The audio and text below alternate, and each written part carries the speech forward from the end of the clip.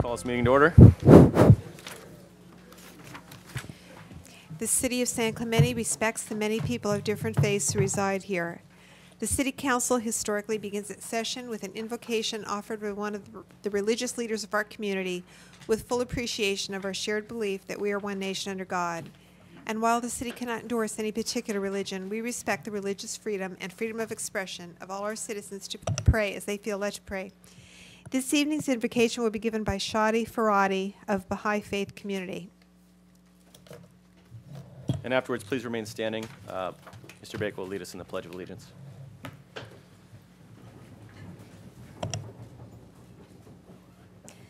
O Lord, confirm and aid this assemblage. Confirm these souls through the breaths of thy Holy Spirit. Enlighten the eyes by the vision of these radiant lights, and make the ears joyful through the anthems of thy call to service. O God, verily we have gathered here in the fragrance of thy love. We have turned to thy kingdom. We seek naught save thee, and desire nothing save thy good pleasure. O God, may they be the quickening cause of love to humanity and the source of illumination to the human race. May they be the instruments of thy guidance upon earth. Verily, thou art powerful. Thou art the bestower. Thou art the forgiver, and thou art the Almighty.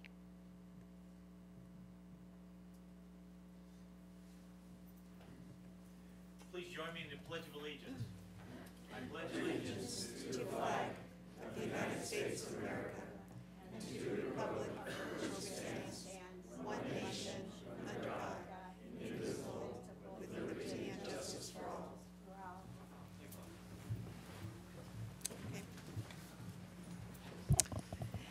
Councilmember Baker. Here. Councilmember Donchak. Present. Councilmember Ward. Here. Mayor Ham. Here. And Councilmember Brown is absent. The first item on the agenda is presentation by San Clemente High School students McKenna Brownell and Daniel Clevitt concerning campus activities.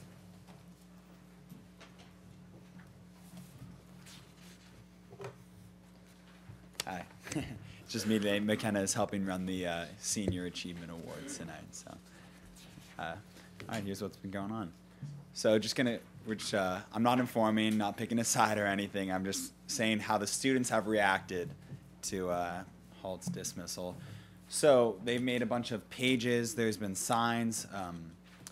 Last Friday during third period, there was a peaceful protest. And it may not look like it, but that's around a third of our school all on the field together.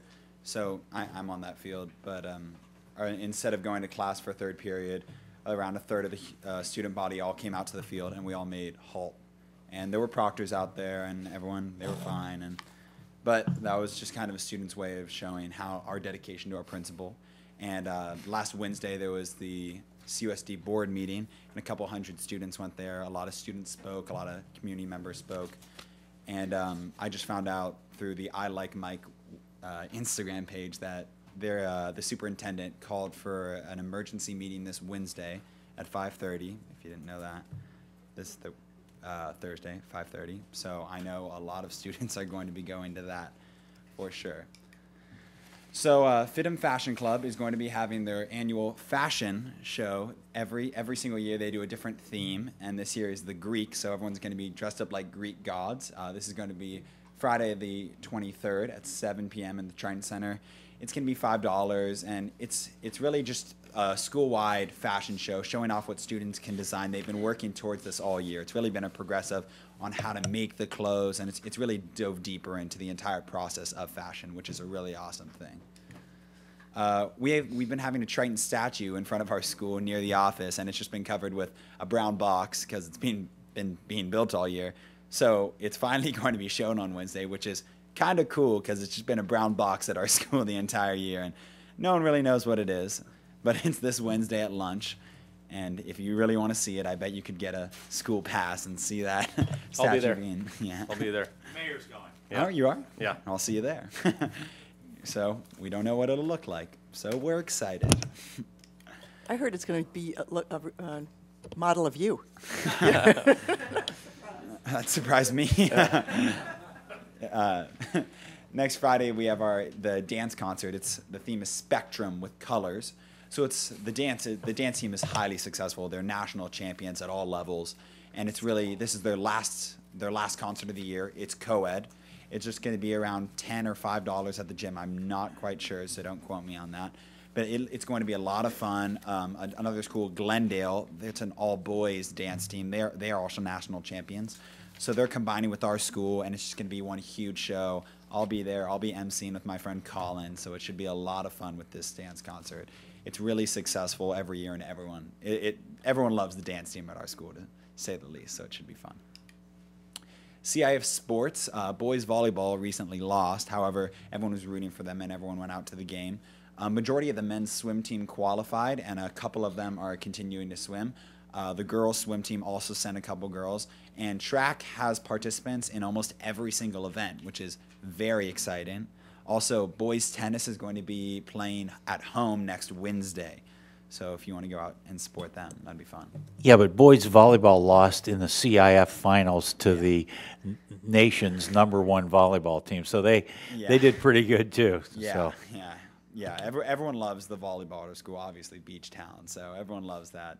I'm all friends with them. They had a tremendous year. Yeah, it was unbelievable year, really unbelievable. It was really shocking, actually, because everyone thought last year was going to be a little better, but, we showed them. SOS Dodgeball. So I said it was one of the best clubs on campus, because usually at the end of the year, clubs generally die down. It's senior activities are going on, and generally seniors are in charge of these clubs, so they might not be as passionate as underclassmen or juniors. But this club continues to put on more events. They're having a dodgeball tournament this Friday, by the way, against Stance in their headquarters. I believe it's based in Talega, so very close. And free prizes, and it's completely free to students. So this is really just showing how the SOS Club is promoting not partying and really reaching out to local businesses to really combine and interact with the high school and local businesses. So it's really awesome that they're really pushing this club activity. Yearbooks are finally done. It's been a long stretch for the yearbook. I know that they've been extra stressed because the deadline's been pushed a little closer. So it's been a hard year, and apparently it's better than ever because we've had student designers design the front cover and the back cover and more really intricate designs. So it should be a really awesome yearbook. And that Insta picture may not mean a lot to you guys, but I know for a yearbook, that is a big deal to finally submit that yearbook so it can be printed. And that's what's going on at Second Lane. Any questions? Is this your last presentation to us? Actually, no, I'm only a junior, same as McKenna. Oh, so we'll see you next year. Yeah, Oh, good. Nice. Oh, yeah, I'm also doing the June one so we can wrap up. Okay. Yeah. Perfect. Thank you so much. Okay, thanks. See you next month.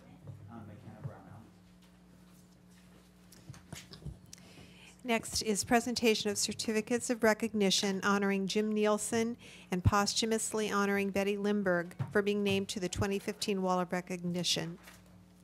Is Jim here? Jim, I'll meet you down at the podium.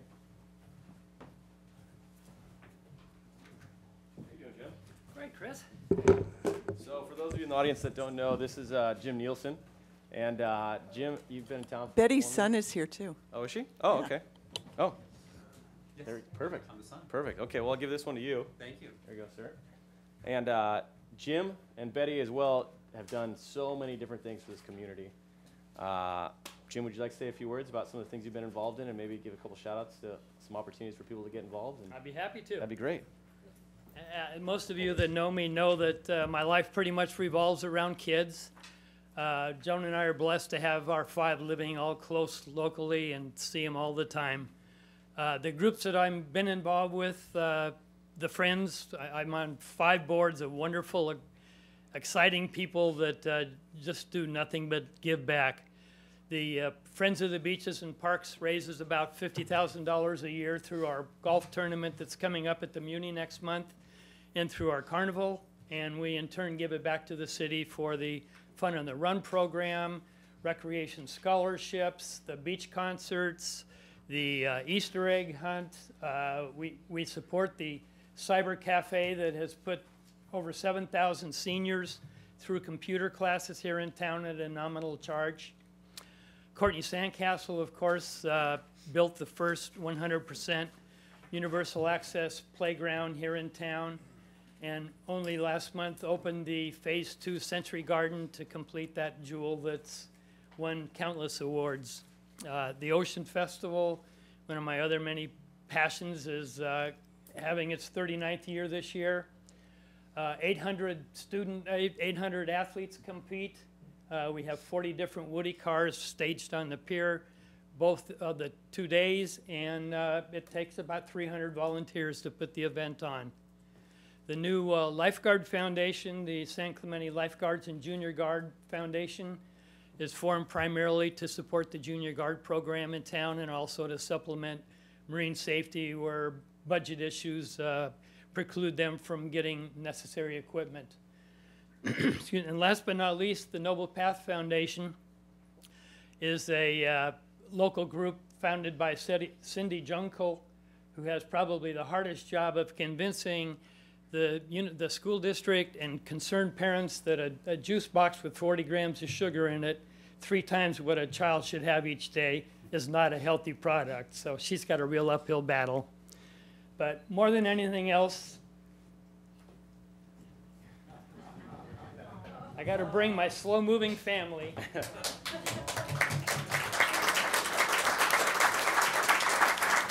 So, Jim, I got tired just here. You got more? I'm more. sure you have more, right? Yeah. These plenty are more. 4/5 of the reason why I've put in the last 6 months trying to convince the city that we need a miniature golf course and a wave pool in the worst way. So hopefully in time we'll see it.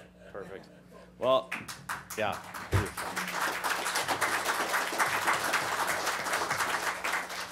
I got tired just hearing you talk about the things you're doing, so I can't imagine. Take a nap. Yeah, exactly.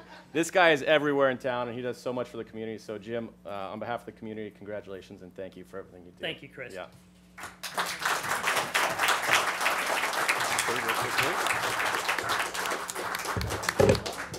I'm Keith. Yeah, it's on. I'm Keith Lindberg. This low mic. I'm Keith Lindberg. I'm Betty's son. My brother and sister unfortunately couldn't be here. One's in Cuba and the other's in Texas. But I am here with my father, Bob Lindberg. Former Mayor Bob Lindberg. You stole my thunder. I was going to get into that. Yeah, I know you know him. So yeah, so the Mayor Bob, who used to sit in your seats up there. Better watch out. You know, you've got some competition. So anyway, both my parents have been involved with San Clemente for years and years.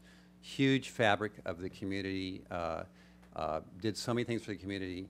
And so a lot of people love my mother. Obviously, our family thinks so highly of everything she did. She's a fantastic mother, and she did so many things for San Clemente. I used to joke with her that she brought culture to San Clemente. I don't know if any of you have gone to the authors' luncheons, but she innovated those, and so I used to joke with her she brought culture to San Clemente.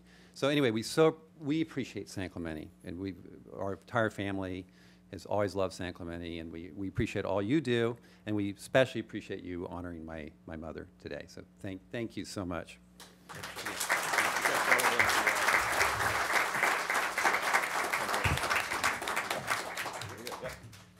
Do you think Bob could be in one of the pictures? Does he want to get?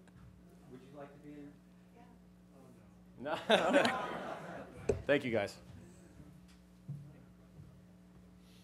I think he wants to pass. Okay. He's had too much paparazzi.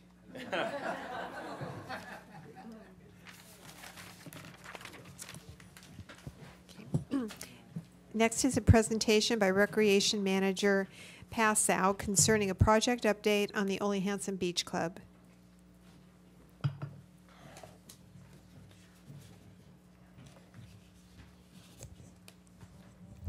It's hard to follow up that excitement.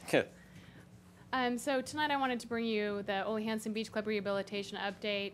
Mayor Pro Tem Baker had requested that we present this. This is the presentation that we showed to the Beaches, Parks, and Recreation Commission recently. So here you can see some of the things that have been happening. On the left side, in the top left, is the interior of the beach club. Hey, Pam, let's wait a second. Let everybody clear out, and then we can. Just talk louder. No, just give it a second. It's a good idea. They don't want to stay and listen? See? They'll read the newspaper tomorrow. Okay. Yeah.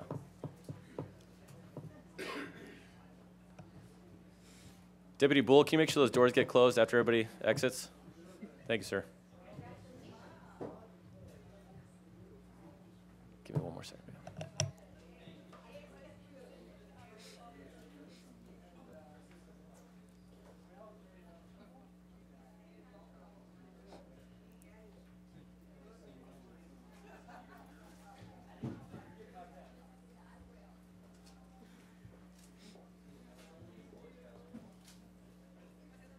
That's quite enough. Okay. So on the top left, this is what the beach club used to look like. This is the Excuse me, Joe, just go easy on them. They're sensing that you're there, so if you move away from the door, they'll close. Listen to Bob, the door expert over here. Yeah, how do you know that? Well, when they installed the doors, I checked them out because my mother got knocked over by doors like that, so I wanted to, I made sure that they worked They opened back up. correctly. So, Awesome. but they'll be closing in a second here. Okay. all right. Thank you. Okay, so on the When top, I'm old, I don't want to get knocked down when I have to come up here, these are important, valid points. Okay, on the top left side is the former interior of the beach club. This is the downstairs area.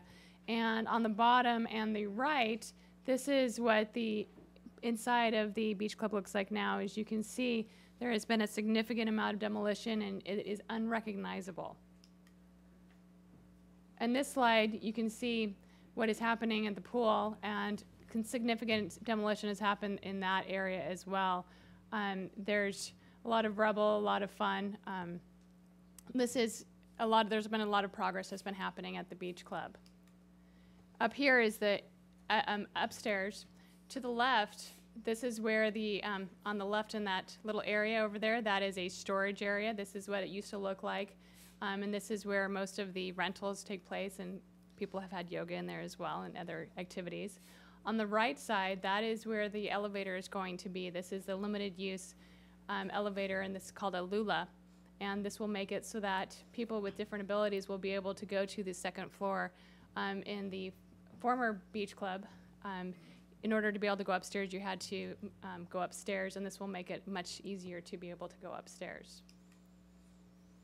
Over here that we have on the left side, this used to not be a path of travel, and now it will be a ADA path of travel to be able to access the beach club. This will make it significantly easier for those that have accessibility issues to be able to go to the beach club. This was also a requirement that we needed to do. So the things that we have finished, as you saw in the pictures, first floor demolition, it is completed, which is a good thing. The Ole Hanson paver entrance to the building demolished to make way for the new ADA compliant entrance ramp, and so this will be done with Ole Hanson pavers. The pool deck demolition completed. We saw that. It looks like just a pile of rubble. It will look like a pool when we're done. Existing pool equipment and piping demolished and removed, and this would be the pool equipment that had less than a 5-year lifespan. Pool plaster removed from both of the pools. There's 2 pools there. I know it's hard to tell in those pictures, but there's actually a big pool and a small pool. Some people call it the baby pool. I just call it the small pool. A new 8-inch main drain and floor return piping installed for the large pool. It's not very exciting, but it's things that we needed to do. A new main drain and scupper piping installed at the small pool. Again, not as exciting, but necessary. The new ADA compliant sidewalk and curbs installed at the existing handicap parking area, and that was the sidewalk that I showed you in that picture before. 8-inch sewer line run to the property line on Boca de la Playa, and a 4-inch water line for new fire sprinkler system run to property line on West Avenida Pico. And that is a new thing for that building, to have the fire sprinkler system. We've had some challenges, and a lot of them have been unforeseen. The existing slab on the grade was discovered to be 2 slabs. So there was one that was on top of the other one, and that is not suitable for new construction. We've had approximately 3,000 square feet of existing slab demolished and removed. That is a huge amount of demolition that we were not foreseeing. There was native material found under the existing slab on the grade found to have a lower bearing capacity than the original thought. There's a redesign needed for the structural footings and the new slab on the grade as a result of the subgrade investigation and geotechnical recommendations. Let me ask you a question right there, Pam. When you say native material, what are you talking about there? So the native material, I've got Amir Econoper here, who is our technical wizard, I believe that was your official title that we gave him. He can probably explain exactly what that is. Would you mind? Thank you. Amir gets all the difficult projects. That's how he rolls. Good evening, Mr. Mayor, council members. Amir Al-Qanipa with Public Works Engineering Department. The native materials that we indicated here is what was under the slab. We thought, as Pam indicated, that if we remove the slab, the existing slab, the material, the sublayers that we had would have been still suitable for a new slab. But unfortunately, it wasn't. It still was compacted material that at the time, maybe at the time when they built the structure in 1928, was adequate and according to the code requirements. But at this time, it's not. So again, to make it suitable and to make it at least to so we can have a new slab on it and new foundation, we had to do certain certain things to it to bring it up to date so we can put a new slab on. But Amir, is that organic material? Is that plant material? Is that what you're talking about there? No, it wasn't organic material. It was, we could have used it had we had more compaction on it. You know, we could have used it because, again, you normally get more strength on the soil if you have more compaction, proper compaction over it. But in this case, since we were in an enclosed situation and we couldn't bring in the equipment needed to have more compaction, then we decided not to do that, and we did some other ways of making it appropriate and proper for a new slab and foundation. Thank you. And that's why Amir's here. So then we also have the redesign needed for the structural footings and the new slab on the grade as a result of the subgrade investigation and geotechnical recommendations. Existing pools were built on top of the original pool, so when they started doing the demolition there, they didn't know that that was going to be happening, and so that was another fun challenge for them. Unknown slurry and rubble backfill between the two pools, so there was basically what they did when they built the new pools is they just dumped everything in between. This was not us, this was previously.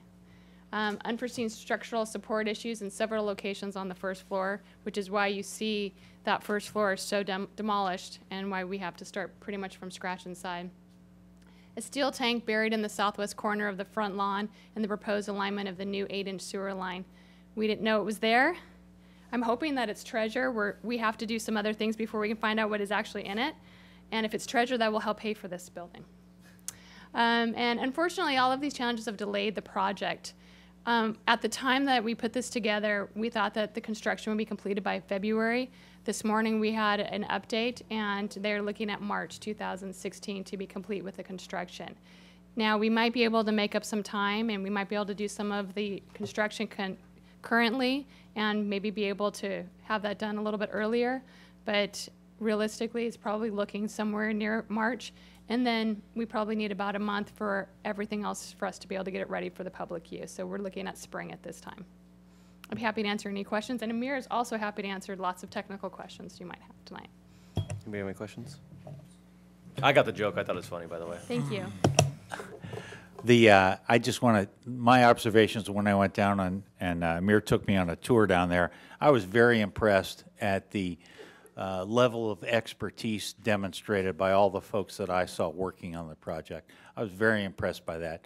A lot of attention to detail, a lot of caution, a lot of safety-conscious folks working down there. So I was very, very impressed by that. So continued good luck, and we can't wait. We can't either. Originally one pool, turned it into 2 pools, and did it kind of the easy way. But yes. Now we're doing all this stuff the right way. Everything right. So then in 20 years when they do this again. 50 years. In 500 years when they do this again, they will say, wow, they did it right. Yeah, exactly. That's our hope. Thank you. Members of the audience Thanks, who wish to address council on matters that are within the jurisdiction of the City of San Clemente, but not separately listed on the agenda, may do so during the oral communications portion of the meeting. A total time limitation of 30 minutes is allocated for oral communications part 1, with each speaker being allotted 3 minutes in which to give his or her presentation. And I do have some cards. Great. Thanks, Joanne. Okay. 1, 2, 3, 4 cards. We have 4 cards. So, Tom Barnes, you're up. Then Vonnie Barnes. Then Ricardo Nickel. And then Nick Azzolini. Ocean Festival. Tom Barnes, San Clemente. On May 13th in Santa Barbara, 7 commissioners spoke in favor of Alternative Plan 3. No commissioners spoke in favor of the city's plan. A few of their comments. Mary Schallenberger, I think that the folks who proposed Alternative 3 make a compelling case. Roberto Uranga, I agree with Commissioner Schallenberger in her assessment. The city's plan does not have any ADA-compliant parking spots. Alternate 3 does offer that, as well as walkways to provide greater mobility around the parking lot. Carol Groom, is there no ADA parking spot in this lot? And if there isn't that illegal? Eric Howell, I think the proponents of Alternate 3 make a pretty good argument. Is there some safety reason why you wouldn't want to have a secondary exit where Alternative 3 locates it? Am I missing something here? Martha McClure, we can't continue to pave over paradise here and not have permeable space. The alternative has more parking. Just because, regarding ADA, you've met the letter of the law doesn't mean you did what was right. So for me, I cannot support your plan. I don't understand the argument of public event space. Mark Vargas, I recommend a no vote. I would be remiss if we didn't say kudos to the public. I remember when this came before us a few months back. Looking at your plan, it made so much more sense, and we asked the city to incorporate all of these great changes. We really have not seen a lot of movement. The plan, Alternative 3, seems superior in so many ways. Mary Schallenberger, I would like to make an amending motion to replace the project before us with Alternative 3 as proposed by the speakers. Chairman Steve Kinsey, we have a motion by Schallenberger, second by Vargas, for an amending motion to allow for Alternative 3 to replace the city's recommended solution. Martha McClure, I'm trying to figure out how the city could actually withdraw this application and resubmit rather than from the dais we designed the parking lot. I'm not comfortable approving something your council hasn't approved, but I think you've gotten the message that we really like a more user-friendly and different kind of parking lot. Eric Sund, Assistant City Manager, we do withdraw our application. Steve Kinsey, you have benefited from having this opportunity to hear the concerns of your residents and this commission, and we look forward to seeing a future application. I wouldn't want to be quite as harsh on the city as some of my colleagues. The willingness to change the elevation is substantial. It was really a great consideration that we ought to acknowledge, and I'd like to think that you'll keep that in any future application. You need to more fully develop that thinking of how a co-located activity could work. The concerns of some residents who felt the property was acquired solely for the purpose of public parking would be an important thing to understand if you come back in the future. The Coastal Commission, for the second time, has rejected the city's plan. We ask that you submit our plan for approval. They've already indicated they will approve it. Thanks, Tom. Bonnie?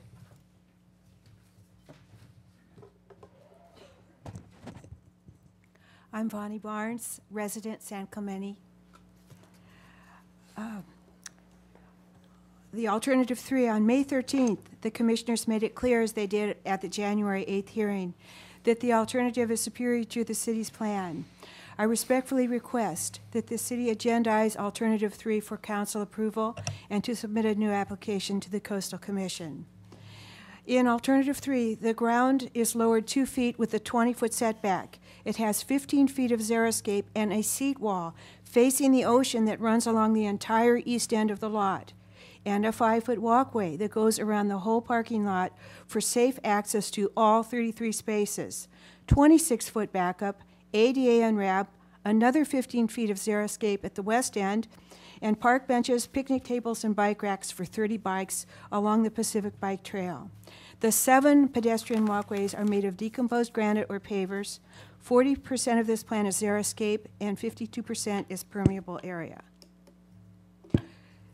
The cross-section, the xeriscape gradually slopes to the seat wall and walkway, both safely outside moving traffic in the lot. The landscape screens the cars to enhance the ocean views while absorbing greenhouse gases, urban runoff, and producing a cooling effect by lowering the urban island heat index. Alternative 3 implements the new LCP and general plan provisions that protect view corridors and screen parking as in VIS 8 and UD 2.06.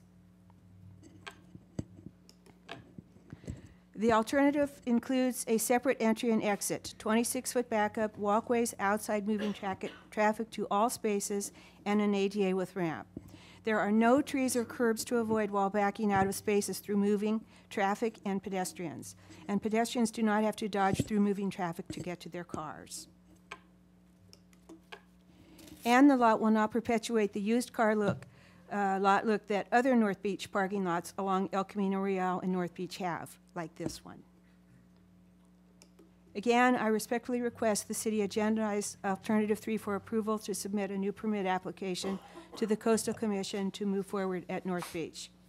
The video of the May 13th Coastal Commission hearing is available on calspan.org for council, planning commission, staff, and public review. And it also includes guidance from the executive director, Charles Lester, regarding certification of the city's upcoming LCP. Thank you. Thanks, Bonnie. Ricardo, Nick Azzolini, and then Cheryl Moe. Ricardo Nichols, San Clemente. Good evening, members of the council. At its May meeting in Santa Barbara, the California Coastal Commission again rejected the City of San Clemente application for approval of the North Beach El Camino Real parking lot, just as it had 4 months before at its January meeting in Santa Monica. The commissioners went further this time in that they would have liked to be able to approve the Alternative 3 plan presented at the hearing by San Clemente residents, but it was not part of the city's application, which requires the plan to be previously approved by the city for the Coastal Commission to act on it. Before you are the same exhibits comparing the Alternative 3 and the city's plan presented to each commissioner at the hearing, 6 drawings and 2 letters representing 25 design professionals. After their deliberation, the commission chairman suggested to the city's representatives that the city withdraw its application in the face of certain denial. Withdrawal would enable the city to resubmit the application with the Alternative 3 plan, which the commissioners indicated they would approve. Denial of the application would mean the city to reapply and start from the beginning. The city withdrew its application. Therefore, the City Council should agendize and approve the Alternative 3 plan at the earliest possible council meeting and resubmit the application. The Alternative 3 plan has been developed over a period of 2 years in response to the city's proposed plan. Developing both plans has involved spending considerable amounts of resources. Taxpayers' money has been spent on design consultants, fees, and on time spent by city staff, planning commission, and city council. Several engineering plans and studies have been produced and are current and useful, no matter what the parking lot's configuration is. Concerned residents and several design professionals have also spent their own time and money for no other reason than their dedication to good design and to San Clemente. The Alternative 3 plan is the result of the effort by the city and the residents. So to do nothing at this time and not secure the coastal approval, which the commission indicated it is ready to grant, would be an unconscionable waste. Thank you for your attention. And one more thing, if you can please do watch that video. It's very illuminating. And one last thing, please forget this site for community events. Traffic noise is too loud, even for a farmer's market. There are far better sites at North Beach for such events. Thank you. Thanks, Ricardo. Nick, did I butcher your last name? Azzolini. Perfect, I got it right. Awesome. Got it right. Good to see you. Mr. Mayor, members of the council, and everybody else. Just a little lighter, so we're not. I'm not going to beat you guys up. We're coming up on our 39th annual San Clemente Ocean Festival, July 18th and 19th. We are going to present you all with a hot off the press T-shirt Exciting. I have the honor Yeah. this year of being the president, so I get to do the presentations. As Jim said earlier, we'll have 40 Woody's cars on the pier. I'm not making any jokes on this one. So. 40 Woody cars, some 800 participants, 200 plus volunteers. We've got a great crew. Peggy Vance, our executive director, Angelica Hurtado takes care of the volunteers. We've got it all going on this year, 39th year, and we're looking forward to seeing everybody out there. And hopefully somebody will come along and pick up all the rocks and put some sand in its place. But anyway, that's pretty much all I've got to say. Perfect. Well, Oh, and we have I'm sorry, we have T-shirt sales this weekend. we're at. At the pier. Perfect. At the pier, Saturday, Sunday, Monday. I, for one, am very excited Almost about forgot. the Ocean Festival coming up. It's July 18th, which happens to be my birthday this year. 18th and 19th. So, yeah, there's the new imagery for the picture right here. That's the brand new one. Can we get on the camera here? Bob Harlow. And we are looking Yeah. for volunteers. It's not too late to be a sponsor, so give us a shout. Everything is on our website. It's oceanfestival.org, nice and easy. So Are we bringing back any activities that we didn't have previously or haven't been around for a while? Or actually, we are finalizing the details, but we're going to have the Special Olympics torch run on Sunday. That's right. So we wanted to let everybody know about that. And we have our Saturday night concert. For those that don't know, it's a free concert on the beach by our main stage. And the pancake breakfast is run by our lifeguards. So the money that's raised through the pancake breakfast, just so you know, it doesn't stay with us. It goes directly to the lifeguards. So come ready to eat a good hot breakfast, and they'll cook it up for you.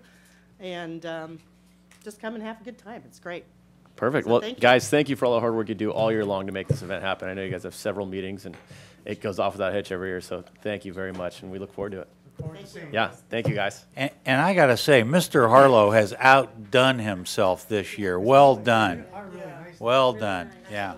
Are we doing the two? Last year was two, right? The last couple years we've done two different designs. Navies up there, they have the other design. Oh, okay, perfect. Oh, yeah, I got one. Okay, great. Thank you, guys. Thank you. Yep. Cheryl Moe. That's the last card for oral communications.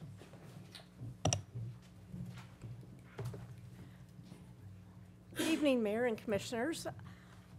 I'm here to say I live on a very special street. We live on Alessandro, and for 10 years we've got to participate in the Sandcastle competition at the Ocean Festival and have done really fabulous things, and so we are thrilled with our neighborhood and that event. But I'm here tonight. I've missed some of the notifications through the local Coastal Act, the way it was put together, so I wanted to come tonight to make sure that I was on record and that I was going to be able to give you some documents. My husband and I live on Alessandro. We entered into, we bought a property there that had a subdivision agreement. I'm not an attorney, but it says that it's binding upon all successors. So when the Coastal Commission, in the conditions of approval, set setbacks for the property, then had her deed recorded so that people would always know that's what this property entails. So I'm having kind of a problem because I feel like the city's taking something from us, and I was trying to think, God, what would it feel like?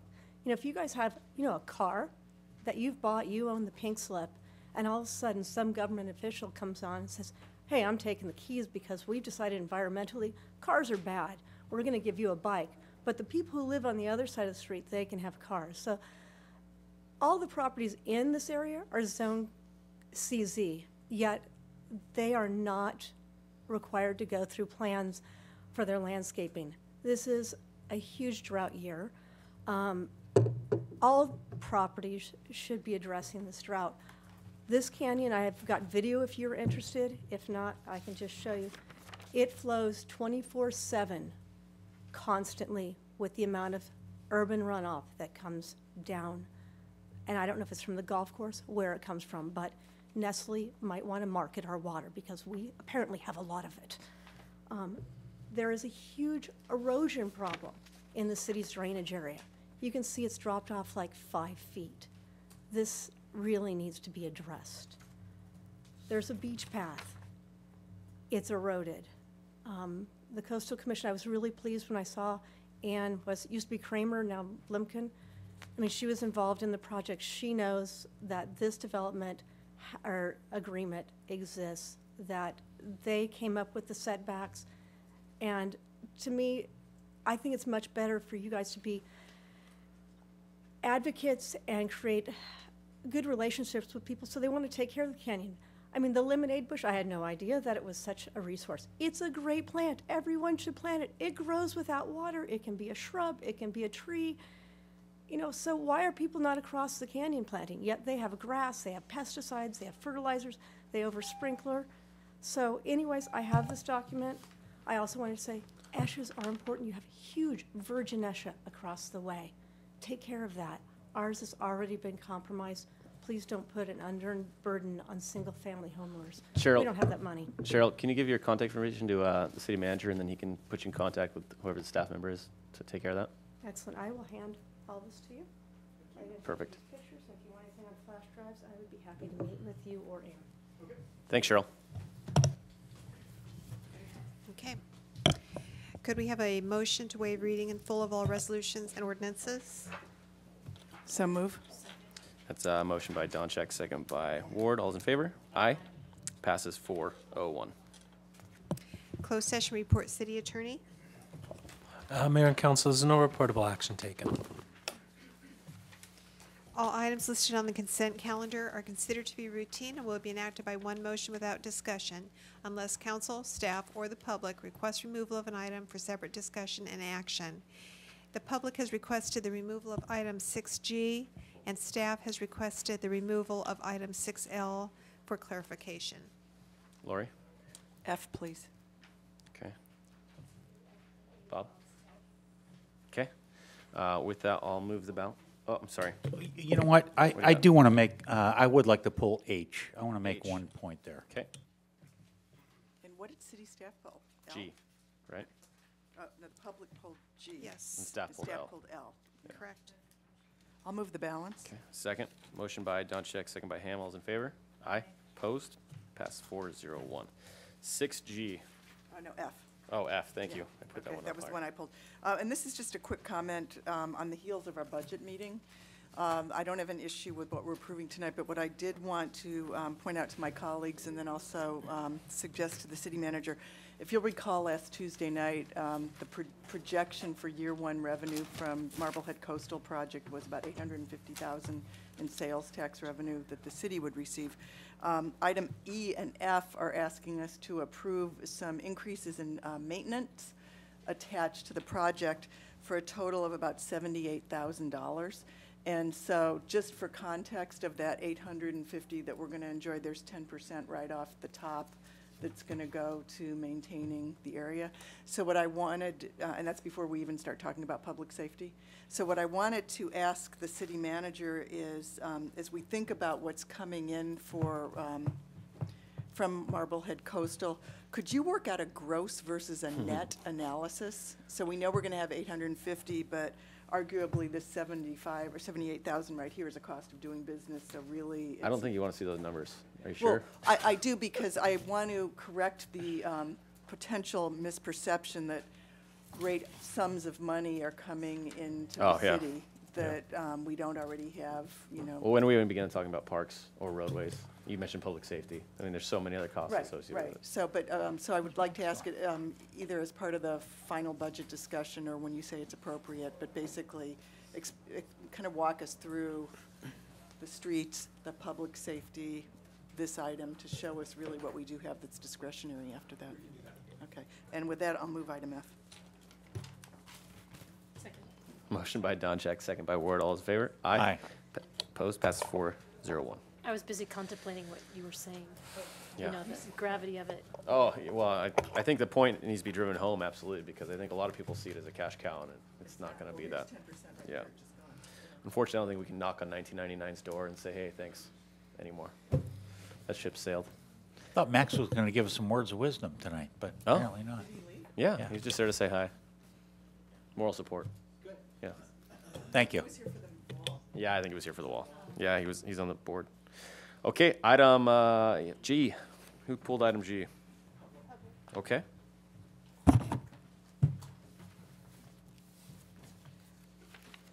Terry Gillespie.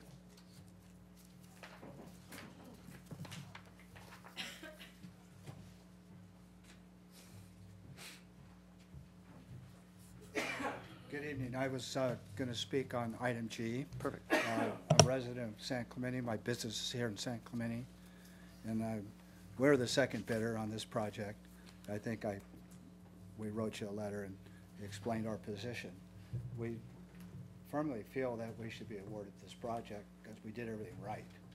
And if you read the language in the addendum, it says that they clearly did not follow procedure. And so I just wanted to express the fact that we still feel that we should be awarded the project. And I presume that it'll just come up for the next council meeting then, if it's been pulled for this evening. Scott, you want to talk about the options here? Yeah, the council has the option to award this to the lowest bidder, of course, the lowest responsible bidder. The problem is that there were allegations of weaknesses and infirmities in the bid process from the low bidder and the second low bidder. And although we think that the process that the city followed was sound, staff's recommendation is based on the notion that the best way to sort out these cross allegations is just to start over, and hence the recommendation to reject all bids. It will be re-advertised and re-noticed from the beginning, is the plan that Public Works has. The problem I have is the fact that the low bidder left $50,000. So if you reject the bids and it gets to rebid, he now knows our pricing, and he gets an opportunity to rebid, and he has an unfair advantage because he knows the numbers. Yeah. Well, sir, let us talk about this for just a second here. Maybe for the city manager, here on attachment 5 from Mr. Gillespie in bold right in the middle, where he says the contractor shall sign this page as acknowledgement of receipt of addendum number 1 and attach it to his/her bid proposal. The last sentence there tells me a lot, though. I'll wait for you, James.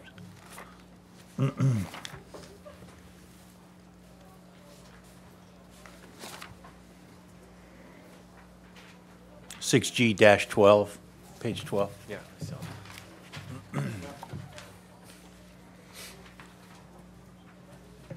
See where I am, Scott, right there in the middle? That last sentence there, when it says bids will not be accepted without this form attached. But it seems like we accepted a bid from the low bidder there. How'd that shake out?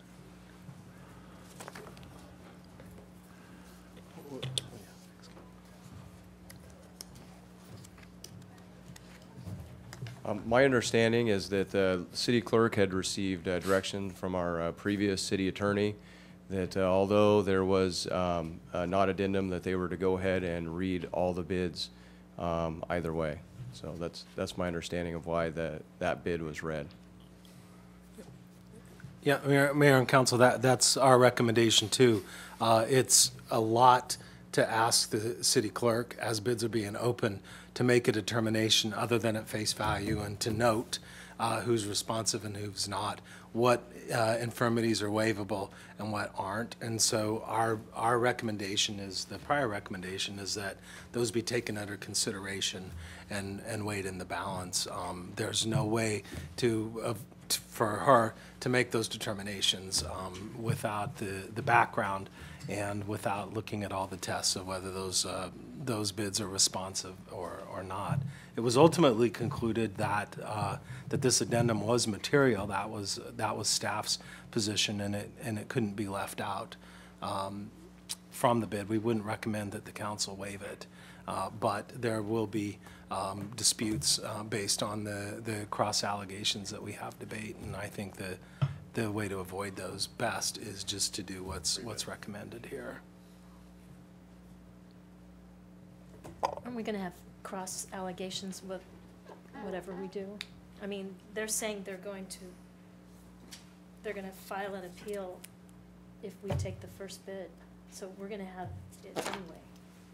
You know, we're trying to avoid getting into that process. I get that, but here we've got a guy that followed the rules, Right. and the low bidder didn't follow the rules, and we're not awarding it to either one of them. It seems to me that we're not. And again, I think we're trying to do that so that we don't get into a problem of a complaint, but I think we're gonna have the complaint anyways. Isn't that what he just stated? Well, I'm not talking about whether it's a complaint or not. I'm talking about we've got certain rules and procedures to be followed here, and it seems like the low bidder didn't follow them, and the second low bidder did follow them, and from what I've read, the second low bidder is qualified and all of that, so I'm wondering why we're recommending doing it this way, just for expediency. Doesn't. I read the staff report very similarly to the way Councilmember Baker did, and this is what happens in the bid process. And the second, sometimes non-responsive bidders happen for whatever reason, and I would be willing to take that risk and award the second bidder unless staff strongly urges that's a bad idea. Ken and I have talked about this. The council is not required to waive irregularities in the bid. We think that the irregularity in the low bid was significant. The addendum wasn't immaterial. It was a big deal. So if the council, I think if you had to choose your fight, the way that we would err is on the side that Mayor Pro Tem Baker is proposing and Councilmember Donchek, and that would be to not waive that irregularity and go with the second low bid if you desired to press forward tonight and award to somebody. I think that was, Ken, wasn't that the way we saw it if we had to choose? And there's also something to be said for the bidding climate. Every day it's changing and it's not in our favor. And it holds up the project. So you can make a motion, Bob?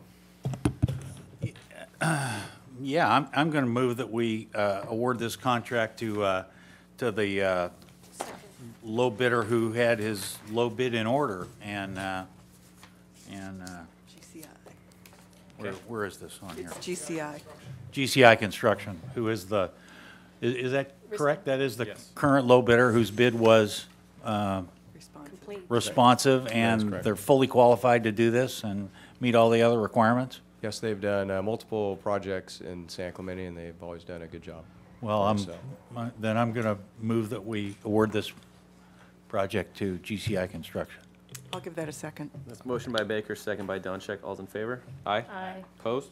Passes 4-0-1. Thanks, Mayor. We just would want the record to indicate, and I think it already does, that the missing addendum was a material deviation, and I think the council think noted that. Bob Didn't said need to that. be in the motion, but just wanted to reiterate that so Perfect. we can Thanks, respond Scott. accordingly. Thank you. Thanks, Mr. Gillespie. Okay, And item that L. also authorizes the execution of the contract. Is Thank that you. correct? When it comes through? Okay. Okay. H, sorry, I'm jumping ahead. Okay. Who pulled item H? Is that you, Bob? H. This waste disposal agreement, I've heard many times over the years about the La Pata extension. Yeah, Tom, you've probably heard this same question asked multitudinous times. Oh, if we open La Pata, then all the trash trucks from San Diego and everywhere else are going to go through San Clemente, down Pico, and out La Pata to the dump. You've heard that more than once? That's correct. So have I. I've heard that. That's correct, yeah. And it's not correct. And the statement is wrong, even though I've heard it. Okay, because I just wanted to make that, everybody aware of that. We are amending the waste disposal agreement between the city of San Clemente and the county of Orange, and you're still not going to be able to drive trash trucks from other places down Pico and out La Pata into the dump. So, That is correct. thank you. I just wanted to make that clear for all concerned that we're not changing that one bit. So, thank you Well, very even- much. Even the the ones that are servicing San Clemente won't be No, logging? the ones servicing San Clemente will be able to go. This Yeah. is for strictly out-of-county importation trash trucks. Until your council actually explicitly makes the approval to do that, they won't come through San Clemente. Okay. Thank you, Tom. And with that, I'll move item 8. Second that. Motion by Baker, second by Ham. All's in favor? Aye. Opposed? Passes 4-0-1. Can we do L now, Lori? Keep me on track.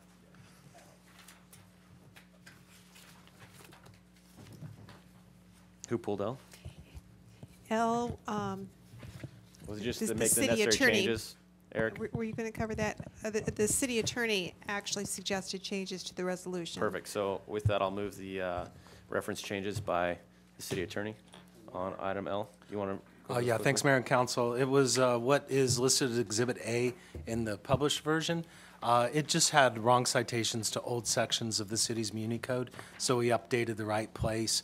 The second set of fees is already on the books, and it's a carryover, so we just wanted to note that those second set are just a carryover, get the right code section in there. We didn't have time to redline those, thanks. Perfect. So motion by Ham, second by Baker. All's in favor? Aye. Passes. All opposed? Passes 4-0-1. Okay. Okay. Before we go on to item 7A, I would like to just agendize item 9A and B, just for speed. The first one is fee waiver for request for Stoke O-Rama surf contest. I think we have a representative in the audience for item 9A.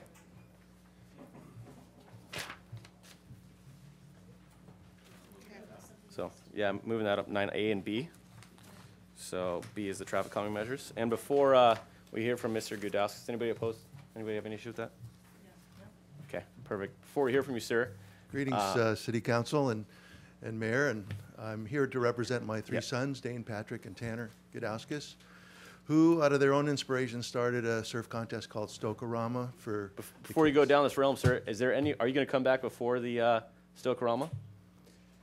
Say again? Are you going to come back and give a presentation before the Stoke O-Rama? At another date? Yeah.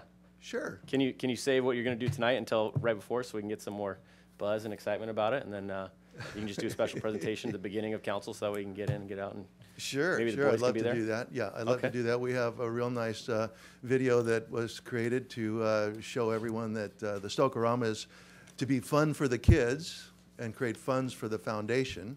And I'd like to first thank the Friends of San Clemente and the City Council for bringing us together 3 years ago to get a permit at T Street in the early September timeline. And we tried to coordinate at the time when the pros were in town with the Hurley Pro. This year, the schedules were conflicting. The Hurley Pro went out to a longer waiting period. So we looked in the calendar and came up with October 24th as a desirable date for the 4th annual Stoke O-Rama. And we looked at the calendar and found that it's still daylight savings time, and it's the last November 1st is when things change, so we still have a nice long day to pursue that event there. There's no other amateur surf contest that day particularly, and so that means all the kids in San Clemente can participate, and it's going to be fun, not just for the kids, but I think the families actually have as much fun as the kids do. We have 100 families that participate, and the significant thing is that our boys didn't want the kids to have to pay. Prior to the Stoke O-Rama, Don Kindred with the Friends had been running the SC Open Surf and Skate fundraiser, and they were putting together $25 entry fees with 100 kids. It's $2,500. So it was important to understand that when we approached the Friends and Don Kindred, we had a different structure of how we could raise funds. And what we did is created a primary, secondary, and tertiary sponsorship. And for the primary sponsorship, Vans took the position with a $5,000 donation for the Stoke O-Rama and for the Friends. And then various other sponsors that the boys have worked with brought in $2,500 each for a secondary sponsorship. And that allowed them to put a tent on the beach, but it also allowed them to give product as giveaways to all the kids. So every kid, 100 kids, got a free pair of Vans tennis shoes, a pair of electric sunglasses, Skull Candy headset to listen to music, and a myriad of other things like towels and T-shirts. And each of the boys, by the way, for that entry fee, contributed $800 of their own money to create $2,500 to make up the difference of families having to pay $2,500. So the first year we raised $10,000, gave it to the Friends of San Clemente Foundation, and it was just a great thing to be able to do that altruistically for the guys to recognize that they could do something to give back. We didn't really know what exactly the money was going to, but the second year we brought in $12,000, and that money the boys wanted to go specifically to the lifeguards for the junior lifeguard programs that they grew up in and they loved, and they knew that there were scholarships that could be offered to kids that couldn't afford it. So Bill Humphreys with the lifeguards said, gosh, that's great. The next year we came in third year and raised $12,500 to purely give away to the lifeguards. And Bill Humphreys, again, was very appreciative of that. He said that the money would actually be used not just for junior guard scholarships, but for swimming lessons for kids who couldn't learn how to swim because they couldn't become junior lifeguards without passing a swimming test. So, you know, this inspiration of the boys to help the lifeguards comes from their vast experiences in life-threatening conditions of being dependent on lifeguards to be able to not just save their own lives, but the lives of others. You may recall Greg Long, who's a really great big wave surfer. He practically lost his life out at the Cortez Bank, and if it wasn't for the lifeguard services that were there to make sure he came to the surface and got helicoptered from 100 miles out to sea to Scripps, that's the inspiration that the boys have about the guard program. So I just wanted to make that clear that as we go through these years ahead, the boys really want to inspire more kids to be safe in the water, and the communities that we work with, like Stoke, O-Rama, and San Clemente, the funds would be going directly to help the community with lifeguard services, ocean awareness, water safety instruction. And if we do that, we'll have better lifeguards in San Clemente to save more lives. So we are inspired by that. Perfect. Anyone have questions? No? Tom, I got a couple of questions about the event and just the logistics of it and Surely. the numbers of it. And it's a great event. I've been there. I don't know if I've been all 3 years, but 2 out of 3 years. Very nice, and your kids are terrific. They're so nice to every kid down there. My hat's off to them. They just take care of these kids. It's a great thing to see. It's a very, very good thing to see. So, but the logistics of this, is the city, what percentage of the funds raised is going to go to the junior lifeguard program?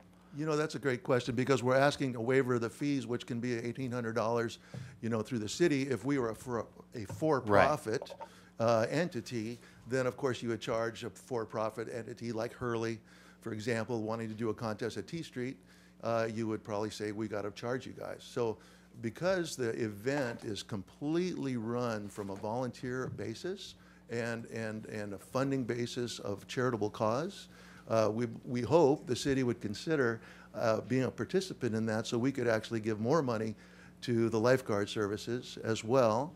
I wanted to explain a little bit about the foundation itself. It's IRS compliant 501c3. It's regarded also by the state of California that way. It's just a seed right now in the ground that we just planted as of January 2015. But this is also something the boys wanted to do after we've had a great relationship with the Friends. They said, Dad, we want to start the Positive Vibe Warrior Foundation.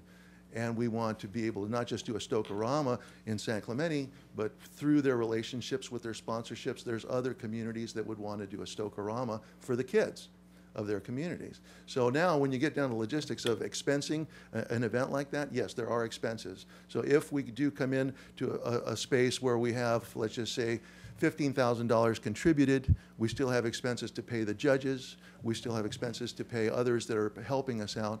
But I will mention too that the San Clemente High School surf team alumni are tremendous. Johnny Dow, the Melberg family, the Dow, the Falk family, they come together free of charge to stoke the kids up in San Clemente. So I would say on a percentage basis of a specific Stoke O-Rama event, a large percentage is going to go towards the fund to go to the lifeguards. There's going to be ancillary costs that are involved. No, I get that, but I'm just talking about at the end of the day, what percentage of the, the funds that you raised? I mean, is half of that going to go to lifeguards, 10%, 90%? That's a good question, because we may end up not just doing a Stoke O-Rama fundraiser, we might do other fundraisers as the PVW Foundation develops. We do have desires to do a Surfer Scholar of the Year award at San Clemente High School, that we would take X amount of dollars and offer it to the best academic surfer on the surf team, that he may not necessarily become a pro surfer, but to inspire him to go to college and offer monies for that kind of situation. On the other hand, we have a surfer, not necessarily in San Clemente, but in Oceanside, who just broke his neck. Cristobal, and there are situations the boys have taken money out of their pocket, send it to people and go, hey, we want to help with your medical costs, we want to help you in any way we can to get you to recover. So the Stoke O-Rama percentage money, I would say probably 90% of it, 80 to 90% of it's going to go to that. But keep in mind that other funding raising is going to possibly be used for other causes. Okay, no, and it's your foundation. It meets all the requirements. Your event's tremendous. The whole thing it's a terrific San Clemente day. So thanks for putting it on. I just wanted to get those numbers straight from you. Any other questions? Also, I'm happy to answer to help you guys make a good decision. Thanks for doing it, because it's a great thing. Thank you. Lori, you have something you want to? I was going to move it. Okay, perfect.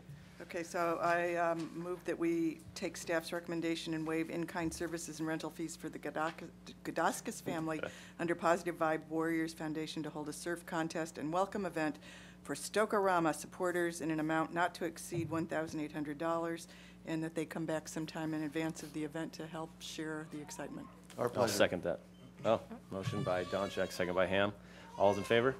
Aye. Aye. Opposed? Pass 4-0-1. Yeah. Thank you very much, sir, and we're really excited about it. Item 9B. Still have no cards, Lori? Yes, I do now. This is a traffic calming measures for West Paseo de Cristobal. So before we hear from the audience on this one, I just want to see if I can get a real quick straw poll on this traffic calming measure. Does anybody have any opposition for this before we move? Get it done. So everybody here is in favor of this before we go forward? Okay. Yeah. So that makes your staff report really easy. Yeah, so that being said, we've read the staff report. The cards we have in hand, there's support for it. Would you guys still like to speak? I'll give you the opportunity. One's Charles Larwood and the other one's Don. We getting thumbs up? Okay. With that, I'll move that we approve the following traffic calming measures on Paseo de Cristobal. Remove the existing double yellow painted centerline striping and paint a 4-inch wide white edge line 10 feet from the face of the curb on each side of the street. And I'll second that. Motion by Ham, second by Ward. All's in favor? Aye. Aye. Passes 4-0-1. Thank you, guys. Okay, back to 7A. Yes. The public hearing process includes a staff presentation, a presentation by the applicant not to exceed 10 minutes, and public testimony not to exceed 3 minutes per speaker. Following closure of the public hearing, the City Council will respond to questions raised during the hearing, discuss the issue, and act upon the matter by motion. The first public hearing is to consider the La Ventura Event Center project that is located at 2316 South El Camino Real.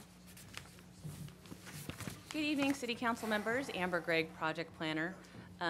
If it's okay with the City Council, I would like to do a one presentation for items A and B because they are so closely related and integral, and believe that'll also be time efficient as well. Okay. So the presentation we're going to go over is the La Ventura event facility and the Sano Tires fence. This item was appealed by the City Council, and hold on a second, my mouse is not, should I need this? Okay. So to orient everybody, the two projects are located adjacent to each other. Sano Tires is located at the intersection of Avenida San Gabriel and South El Camino Real, and the La Ventura event facility is located directly adjacent to it. Sano Tires is highlighted here in the orange, and the La Ventura event facility is located in the red. Also on the location map is proposed off-site parking for the La Ventura event facility as well. So first, let's go over the La Ventura event facility. This is a 5,505 square foot event facility. Associated permits include the architectural and site plan permit for the site and building design, conditional use permit for public assembly and off-site parking agreement, as well as an interpretation for a courtyard wall. The proposed project does meet all the required development standards. There are no variances or exceptions being requested as part of this project. As you can see here on the table, some things to identify is that floor area ratio required is 0.35. They're proposing 2. Building height allowed is up to 3 stories. The applicant is proposing a 1-story development. Parking's also identified, but we'll go over that in more detail in just a minute. This is a front elevation of the proposed center as seen from El Camino Real. At the forefront, you see a wall that's approximately 12 feet in height that will house murals that will be approved and reviewed later by the design subcommittee and the city planner. Behind that, you see the 1-story event facility as well as all the landscaping along El Camino Real. Here are a couple renderings just to kind of give you a feel of what the project's going to look like. This is viewed from the back of the property while looking towards the main entrance down the main drive aisle.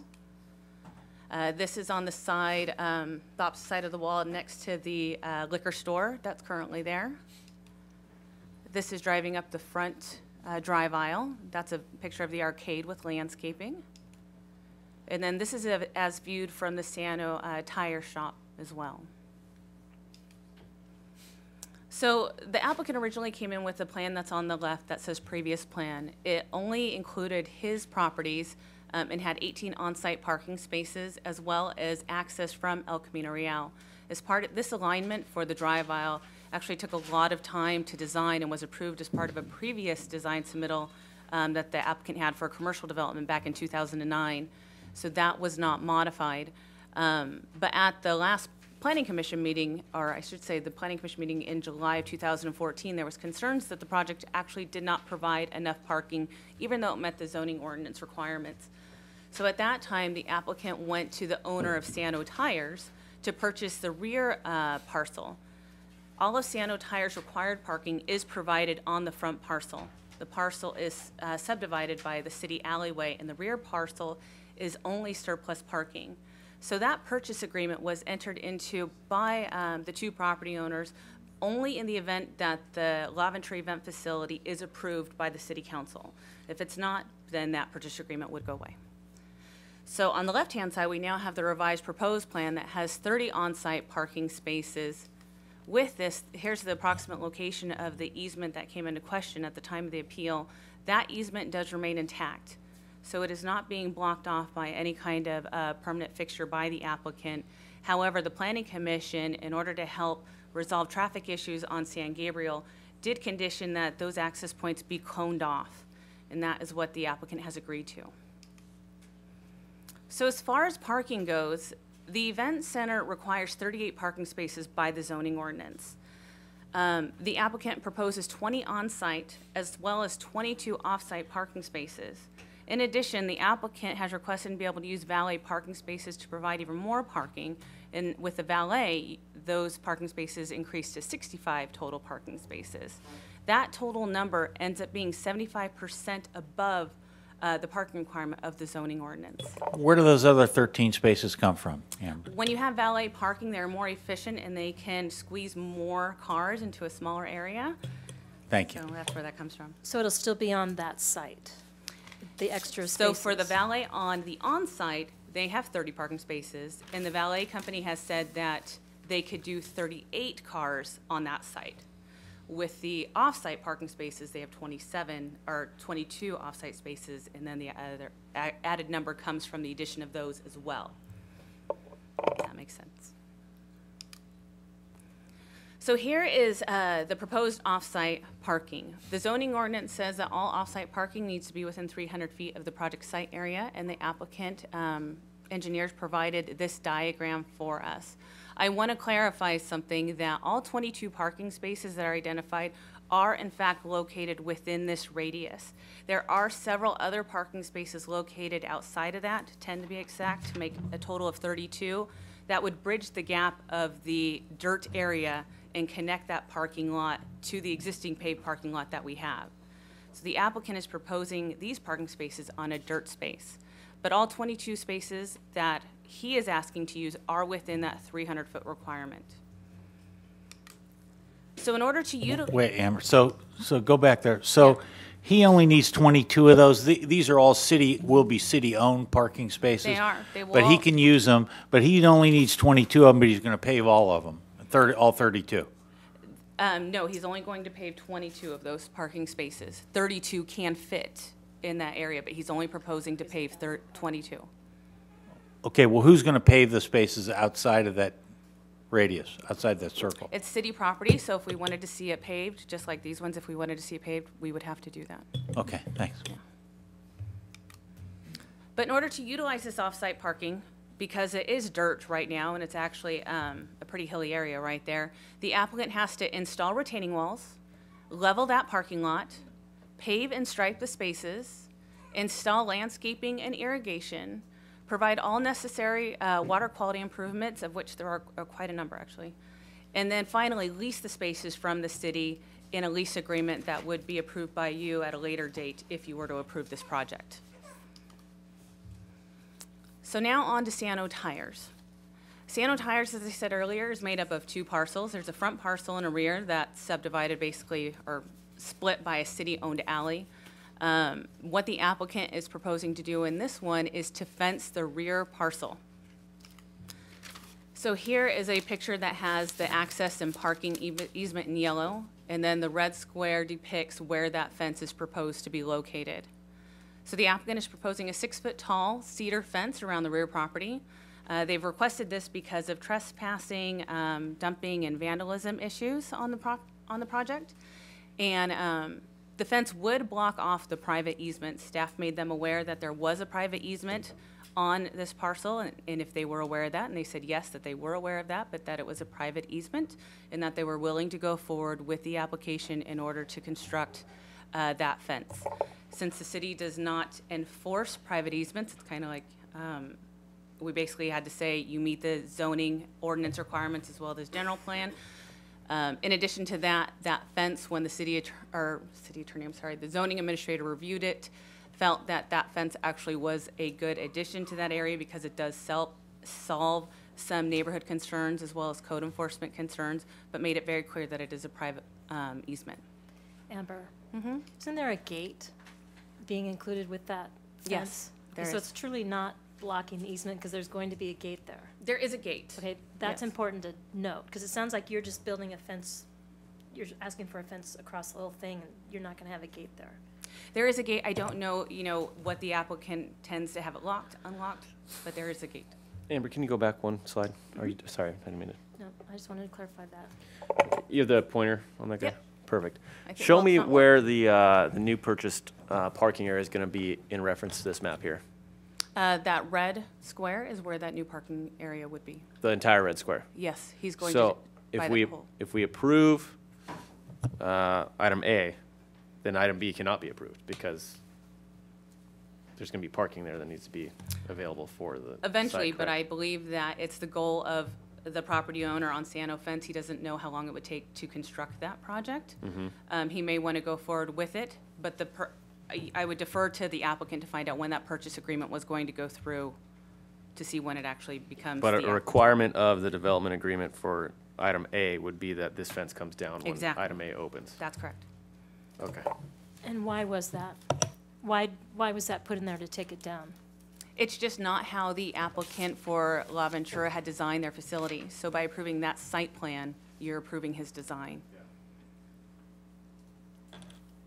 Okay, could we do an amendment where that fence stays because it would solve the problems of vandalism in the alley, but it also would keep people from going on to San Gabriel, which was a major concern the Planning Commission. I would defer that to the city attorney. The Planning Commission had the same question, but they were concerned about conditioning a violation of a private easement on an applicant.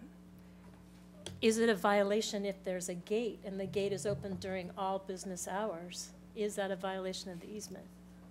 Well, again, Mayor and Council, as Ms. Craig said, our position on the issue of the easement has been that it's really between private property owners, the encumbering property and the subservient property to work out. When we would worry about that is if the easement were important to ingress or egress for these properties or properties in the vicinity that might rely on it. And so whether the fence stays up or not, I don't know. My understanding is it's inconsistent with the design, and implicitly its removal is a condition already, but you could call that out if you saw fit on the event center conditions. What would we have to do to make it comply with the area? We'd have to change the material of the fence to, No, say, a wall? That's the way I took it. What I would say is that the property owner of La Ventura would definitely prefer to build a wall along that side in the event that that easement was terminated, and he could do so. But again, I'll defer to the applicant. Okay, we'll ask. All right. Okay, thanks, Amber. In regards to the easement and the findings, as the city attorney just alluded to, the easement does not provide sole access to any one parcel. That's a very important point, because we would have a concern with it if there was a landlocked piece of property, but that's not the case. The elimination of the easement would not alter these conclusions, as each parcel sharing the easement would still have their properties with, or their properties with or without the easement. And then finally, staff did talk to Building and Safety as well as OCFA, and they did not feel that that easement was required as part of their requirements. With that, that concludes staff's presentation, and staff and the applicant are available to answer any questions. Does anybody have any questions for staff? No? I'm sure we have speaker cards on this, right? Yeah. Thank you. Thanks, Joanne.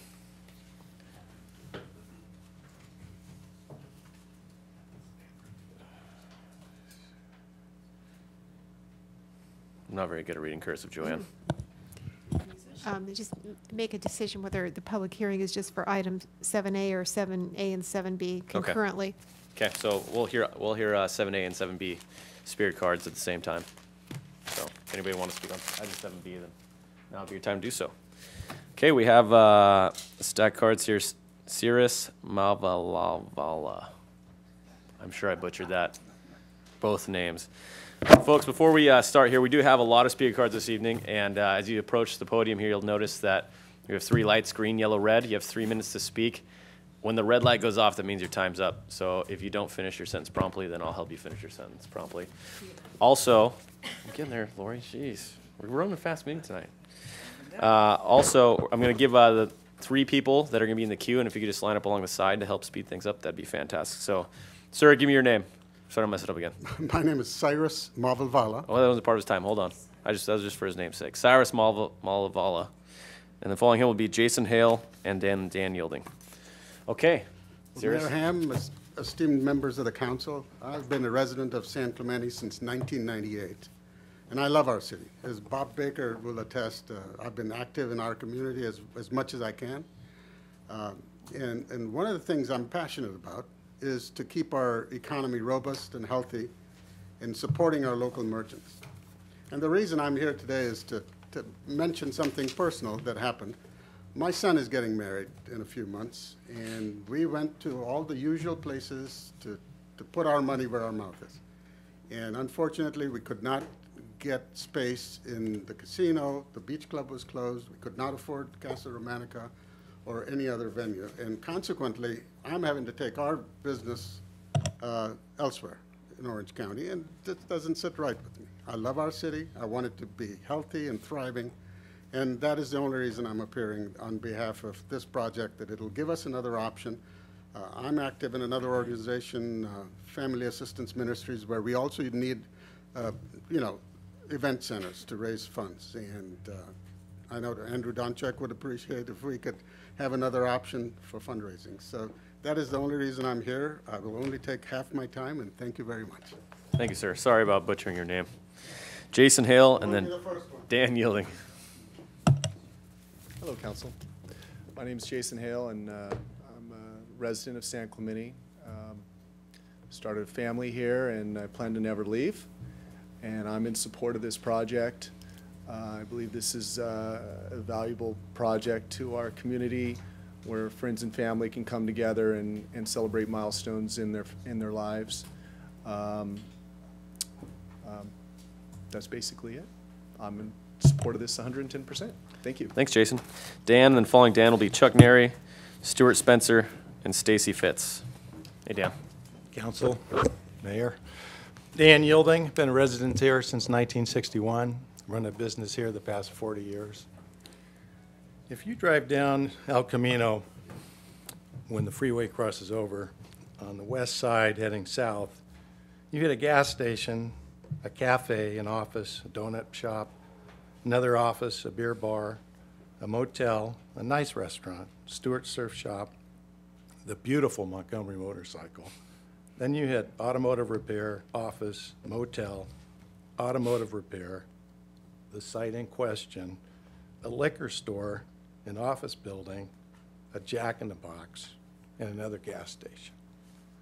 Now you've got an investor here who's willing to build a beautiful building, an expensive building on a pretty ugly vacant parcel of land. You'll get a developed site, you'll get tax revenues, you'll get employment, and most importantly, you're going to get a venue that will attract activity and tourist dollars to a portion of town that desperately needs it. So I'm in favor of this project. Thank you. Thanks, Dan. And by the way, the only Hanson pool was 35 yards long. It's a 70-yard freestyle, 140-yard freestyle, and a 280-yard IM when we were in high school. Thanks. Chuck? Yes, Chuck Neri. I am a partner in the Spanish Village Business Center, immediately adjacent to the proposed project. And I provided a couple of letters that, and I won't get into those. You have them in hand, and so, and plus we don't have time for that. There's a lot of history here. The easement that they've spoken about has been in place since 1977. Granted, there hasn't been any other projects, and we would like to see something nice there, and the design does do that. It is a nice structure, so I have to compliment them on that, and also for planning, and because they worked hard to kind of bring down the occupancy of this thing. But we have easement issues relative to the project. Shortly after the July Planning Commission meeting last year, a suit was filed that named us to requesting that we abandon the easement. That suit is in progress now. Probably won't go to court until late this year, sometime December, maybe early January next year. Our concerns are obviously that the ingress egress is going to be blocked part of the time, and the traffic concerns that will happen. One of the plans is that, or one of the requirements that has come from planning is that San Gabriel will be blocked during events, and this can happen any time during the day because they'll be open from like 8 to 10 as a possibility. So the traffic, especially when it's not valet parked, is likely going to go through our parking lot, and we're looking at probably a lot of traffic. And some of them would like probably to find some parking in our lot, and I really can't get into that too much because of the lawsuit that's going on. But so it's kind of a mess from our perspective, and we see a lot of traffic concerns both for us and for San Gabriel. From our standpoint, it's a mess, frankly. And thank you for listening. Mr. Spencer, Stacy Fitz, and then Todd Bree. All right, thank you.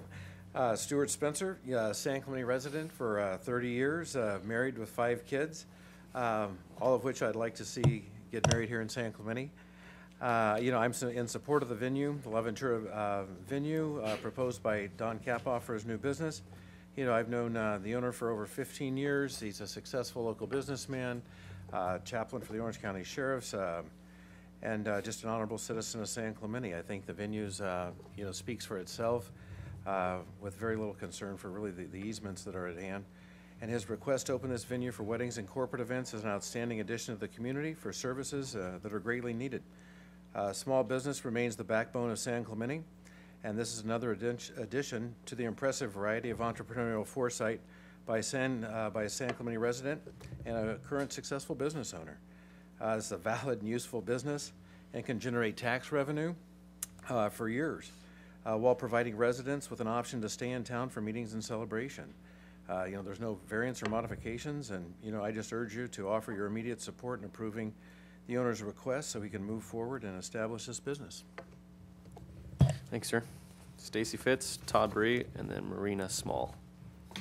Hi, thank you for having us here tonight. My name's Stacy Fitz. I'm a resident of San Juan Capistrano and former resident of San Clemente. I lived here for 13 years before I moved to San Juan. I've been there for 15 years, and as some of you know, San Juan has a lot of event facilities, and it brings in a lot of revenue. It brings jobs and creates a fun place for people to celebrate their exciting events. I'm in favor of the event center. I think it would be a good benefit to the city. I think the drawings look great, and I think that, as someone mentioned earlier, it needs some life down there, and there's a lot of great new buildings happening, and I think that this would just really help out a lot. I think also I want to mention that Mr. Kopoff's choice in partnering up with Ivalese is a great thing. Ivalese is a great member of the community. They've been established here, and they're doing it in San Clemente and raising their family. So I think that that's also something to be noted. So thank you. Thanks, Stacy. Todd Bree, Marina Small, and then Laura Engeman. Hi, I'm Todd Bry. Bry. Yeah, that's all right. No one gets it right. I've lived in San Clemente since '95, and if I can use a pointer here just for reference, I've lived. Is your house the one with the pool? I've lived right across from the thing since about '98. It's not the one with the pool, but it's right across from where the questions were raised about how does this proposed fence mesh with the proposed project. And I think I'd speak for a lot of my neighbors on the street that we're all in favor of getting something nice in that undeveloped lot, something that matches the Ole Hanson theme. And it looks like the project will do that, but it doesn't look like what I call a slam dunk. And having lived in San Clemente as long as I have, I've seen a lot of slam dunk developments. Certainly, we addressed this in the last meeting, the idea of off-site parking and is there enough room for cars to queue up.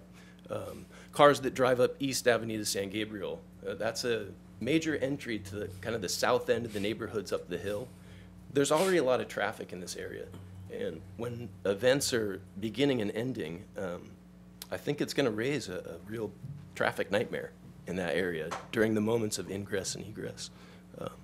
But the biggest concern I think I have is how this fence plays in. And it's kind of murky here. As a resident right across the street from that, if we're talking about putting that up just to tear it down a few months later, I think that creates a lot of disruption on the street. And there was a smaller meeting, it wasn't here, it was over at the other city buildings that was in reference to the fence. And if I remember right, the approval for that fence wasn't based on how the mechanic shop is set up now, but it was only if it was to be used in the future as a small-scale used car lot. And that wasn't mentioned in Amber's presentation earlier. So, which is not in place now. I've never seen any used cars being sold at the Sando Tire place, and I don't know when the plans are to do that, but it seems like that's a big plan just to be taken away when the La Ventura project comes in. So it's hard for me to see exactly how these projects come together. And another thing that was brought up was softening of this fence if it is going to go in. So if there's concern about making it a wood fence versus a concrete wall, tearing it down, not tearing it down, how does that also play in with the plants and softening and softscape that's going to go in to make it you know, more appealing to the folks on the street? So I'd probably close to going over my time here, but it seems like at the very least more time needs to be taken, another meeting, something to address how the fence project and the La Ventura project are going to go together. And the fact that it's going to take away the parking sites, if that area is fenced in, it's not just a fence along the line of San Gabriel, it's a perimeter fence, and it's going to take away some of those parking spaces that are important to make the Ventura project even go through. Todd, before you step down, are you in favor or against the fence? Because you said kind of both. Well, I'm in favor of a project and I'm in favor of a softened fence, but I'm not in favor of a fence going up and then a fence coming down and the softscape going down with it. Tom, I have to ask you a question too. Between a fence and a wall, which would you rather see in your neighborhood? Because there was talk in the report about having a treescape put in there, some added trees or shrubs or something to soften it. I think that's the most important part of it. I think a wall is probably a more sturdy structure, but without any softening and softscape to go in with that, I wouldn't be in favor of anything going up there. And also, there's still the concerns about the easement and cars getting through. If there's a wall or a fence, how does that opening for the easement work? So I think really what I'm in favor of is clarification on exactly what's going to go in there. Thanks, Todd. Yeah. Okay. Marina Small, and then Laura Engman and Tony Dietz. Hi, my name is Marina Small, and I'm not in favor of this project. I live 2 streets to the north, and we have a restaurant on the corner of my street. And if you all can take a 15-minute break right now and go down there, it would be a great time to see the traffic on my street. The overflow does go south and north from the cars, and I know that they get the overflow over there. They do have special occasions there. They have wedding events. I took a picture at 6 o'clock when I was coming here of the amount of people on my street. So if you haven't had an opportunity to see that, I urge you to go there on a Tuesday night or when they're having a private event to see the impact that we have on our street and the streets both ways. I've lived on the south end of San Clemente for 50 years and on this street for 24. And since we got the traffic that we have now, the quiet enjoyment of my life is gone. It's a nightmare to live on our street. Traffic till 11, 12 o'clock at night, drinking on our street. It's just not very pleasant at all. I've heard some mention of a fence right now that's up. I know nothing of a fence. I know of 2 posts and a chain, but I can't think of a fence. So if I've heard you guys talking of a fence, I'd like to know what fence is up there right now. And if you don't know, drive by, because I don't think there's a fence up right now. There's a chain.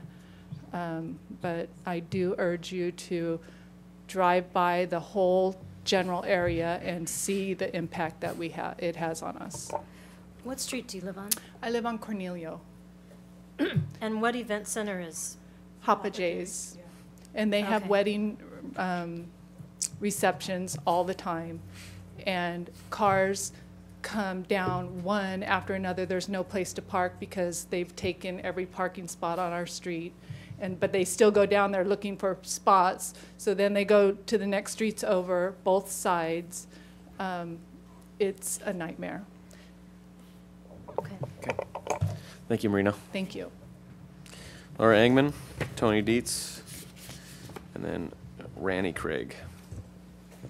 Hi, Laura Ingeman, a resident on Avenida West San Gabriel, so the street right adjacent to the La Ventura project. I'm here to express that we aren't supportive of this project, and largely not because there's another event center in town, great. We do have a few others, but because it's really a square peg in a round hole project. There's so many ifs and conditions on this project. It just seems like that approving it at this point, you know, without actually considering all of the specifics of how all these impacts are going to be happening, with the legal issues of the easement, the fact that they've had to find parking across the street is totally reliant on a valet company, which there's nothing written. I mean, there's something that requires a valet going forward, but, you know, it's great that, you know, Don and some of his partners are there, but in the long term, they could sell that property. We could have different managers on that property. We still, as residents, have to deal with that structure being there and that being a permitted event center. And, you know, there's the fact that the Planning Commission brought up that, you know, they saw the parking and traffic on San Gabriel as a serious consideration, but the only conditions are, you know, to put cones and to pamphlet people and hope that and, you know, rely on the valet to make sure that they're not going on our street. To me, that seems like a lot of ifs, and there's not a lot of enforcement or reality based in that. So I think there's just so many pieces that we're kind of banking on and hoping that it all works out in the end. And I'd like to repeat that You know, if you drive down the street during an evening when Hoppa J's is busy, you get a lot of people slamming on their brakes, almost getting in accidents trying to turn. Our streets are really short, and even if you put in that intersection, there's a lot of issues going on with people at Pedro's, with across the street. If you have people starting to park across the street and running across the street with valets, it just seems like I said, you know, we're trying to fit a project that's really not a good fit for the site. Maybe somewhere else in San Clemente, it would be great to have another event center, but this just doesn't seem like the best fit for the site. We would all love to see it improved and something to go in that area, but an event center with this kind of dense and you know, concentrated traffic and people seems like it's just not the right fit for the residents in the area and for the property. So I hope that you'll reconsider and let some of this stuff work itself out before you decide to approve a project like this. Thank you. Thanks, Laura. Tony Dietz, Randy Craig, and then Randy Dietz. Okay, so I live on San Gabriel as well, on West San Gabriel, and I've lived there for 15 years, and one of my major concerns is what Marina has expressed. I know that she only lives 2 streets away, and Hoppa J's traffic does end up on our street as well, because there's just too many people going to an event. And, you know, I mean, it's not just our street that it will happen with, it'll happen with their streets as well, because, you know, it's just a walk down the alley. So I am opposed to having this be approved at this point, because these issues haven't been addressed, in my opinion. So that's that. Thank you. Thank you, Tony. Randy Craig. Hi, I'm Ronnie Liu. I've been a resident of San Clemente for the last 30 years. I own that place on San Gabriel with the pool. I'm opposed to the La Ventura Event Center. I am actually a professional event and wedding photographer, so I actually work these events a lot in town and all over Orange County. Just having to witness the amount of people it actually takes to hold an event of this size or anything like that, the spaces provided by these people are only going to provide enough space for the vendors, the catering trucks, the photographers, the staff, the bartenders. I mean, everything that it takes to do something like that. Where are all those 30 people going to go park? They're not going to use valet. I'm not allowed to use the valet service when I go park on someone else's street when I'm at another event center. The villa in San Juan Capistrano is a great comparison to this plan. It is on Camino Capistrano, and when you pull up to an event at this place, it is pure chaos. Valets are running across the street, trying to accommodate 100 plus people, figuring out where to park them. So you mix that in with a summer night of Pedro's, 7-Eleven, 100 people up, down, South El Camino waiting for valets to help them out. Where are they going to go? They're all going to go to our street. No matter if you put cones up or signage, I ignore those things when I'm somewhere else, you know what I mean? So right now it just seems like this is just a horrible spot for this. And yes, I was married in San Clemente too. There are a lot of wonderful event places here. I don't think if I was to get married again, I would want to get married next to a tire shop, a liquor store, a fast food restaurant. I mean, just to, you know, and it just seems like such a ridiculous spot. That's it. Thank you. Thank you. Randy Dietz. Sorry, I jumped ahead one card. No problem. And then, sorry, Antoine Price, and then Johnny Parrish. Okay. Sorry. My name is Randy Dietz. I'm a homeowner, business owner. I have kids in school here. I shop here. I try and buy from the vendors in town. I think it's great that Don and his people are trying to improve this site.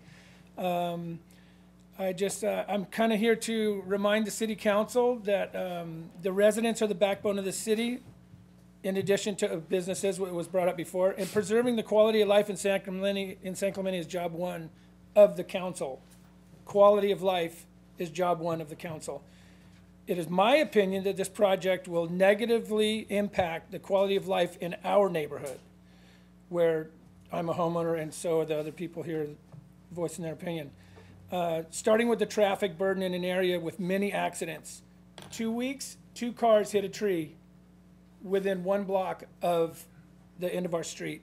Trying to pull out there and turn left is very dangerous. Trying to turn in from proceeding northbound on El Camino and trying to turn in, the traffic pocket is set up to go up the hill on East Avenida San Gabriel. So we basically have to pull into a parking slot that is meant to go the opposite direction. Trying to go up the street and turn around, I think doesn't really make much sense when you're going in and out of your own neighborhood. So there's a lot of accidents in this. Somebody had said before that we talked about the city traffic guy had went through and he said how many accidents there was in the area. I don't know if he's accounted what he's looking for, but safety is important to our neighborhood. Second, parking on our street is difficult at best now. Okay, overflow will choke our street and make residents have to walk. You have wives with children, groceries, walking a few blocks to get home. Throw in Taco Tuesday at Hoppa Jay's, then you're parking quite a ways away. This project has so many conditions just to get built that we in our neighborhood and myself feel it is not the right fit for our community, so I'm opposed. Thank you, sir. Antoine, and then the last card is John Parrish. Good evening. I'm here in support of the project. I believe that a business owner, like I am myself, keeping business in town and reinvesting in town is huge. Obviously, they have a successful business right now. They're going to do it over and over again. So reinvestment is huge for us. I did get married in San Clemente, and you know what? The options are not that many. And the options are pretty expensive. So if you put another event center, it might breed a little competition and maybe make it a little more affordable and keep San Clemente residents in San Clemente to have those great occasions. I live on Del Mar, so with the influx of restaurants and businesses throughout the last 5 years, yeah, parking has changed for me also. But parking is also going to change for everybody on North Beach also. So San Clemente is growing, and I know we've all been focusing on North Beach right now, but as a community in whole, we got to do a little looking at the south end of town, and I think that their project is going to only do one thing and make it better for San Clemente. Parking requirements over at the Casa. They've got valet, and they go through all my neighborhood also. So we've got a lot of cars, we've got small streets, and parking is going to be an issue no matter what. I think that they've surpassed the number of spots, and they're trying to do everything they can, and they're going to rebuild the parking area. I think it's a great thing. So I'm in support of the project. Thank you. Thanks, Antoine. John Persich. I'm one of the owners of the adjacent project at Spanish Village Mall. I'm going to try to maybe do a little different approach. First, let's talk about the easement. Been a lot said about it. I'm got one complaint with the easement, the way the city is handling it, and that's the way it's going down now. They're allowing the applicants to close off our easement. By approval, easement's closed. What's our recourse? We have to go to court. What do you think the going cost of an injunction right now is? What do you got to come out of pocket to fight the way the city is handling this project right now? What might be a little more of a equitable remedy might be to not approve this project, let the court system solve the easement. That puts both of the players to the easement on the same page. If we go to court, we are in court, but you're forcing the issue on us. And it just doesn't seem right, and I do have an issue with that. The other issue is with the parking. The way it's set up now, it's zoned so that the zoning requirements were met. The parking ratio is 4 people per car. There's not anyone in this room who thinks that's going to happen. It's going to be 2 or 1. What if it's a celebration of life? People might be coming in the middle of the day, 1 per car, and you don't even know how many are coming. I think this is a question for your city council, for you. What is it in the zoning requirement that brought the 4-to-1 parking ratio versus what everybody else usually is required to have a one car per 300 square feet. And the parking has to be on premises. In this particular case, he can get the parking off premise. And you've heard over and over again how this is all going to work out. You're going to have people coming to the car. You're going to have them going everywhere. And I think this issue comes to you all as to why it's in the zoning. There had to be a reason it got in there. We got the zoning. Most people have to comply with a different parking arrangement. You call this an event center, you get this variance, if you want to call it that, to get more parking. There's a reason for that. And is the community, is this where you want to give that parking variance? I'm not so sure it's the right place. This is more like putting a square peg in a round hole. Thank you. Eric Wagner, and then Don Kapoff is our last card. Hello, Council, Mayor. My name's Eric Wagner. I've owned Ivoly's Restaurant for almost 13 years now. And at the Denault parking lot there, we have probably most parking, or more parking, than almost any restaurant in this town. And yes, people do park in our parking lot, and they walk over to Sonny's, or they go to the thrift stores across the street. We have signs up that say no parking, and any other business in this town can do the same thing. The adjacent parking lot to this event center can put signs up saying customers only. They're allowed to get a conjunction to tow a car if it's parked there and it's not their customer. So I think that that is something to look at for the neighboring businesses. And I just kind of agree with some other people about beautifying the south end of town. This guy's talking about taking a dirt lot that he owns and putting $2.5 million worth of Spanish colonial architecture into what right now is a pretty ugly lot. So I understand the comments from the neighbors and parking, but we have completely applied all of the 4-to-1 parking ratio and then some. And as far as the staff parking, there's all that parking right behind the Pedro's by the golf course. Of course, my staff's not going to get to Valet Park on site, but I think there is ample parking. We cater at a lot of places. Casa Romanica, the casino, Ole Hanson Beach Club. And I really think that there's ample parking for this project. So thank you so much for taking your time. Thank you, sir. Don? 10 minutes.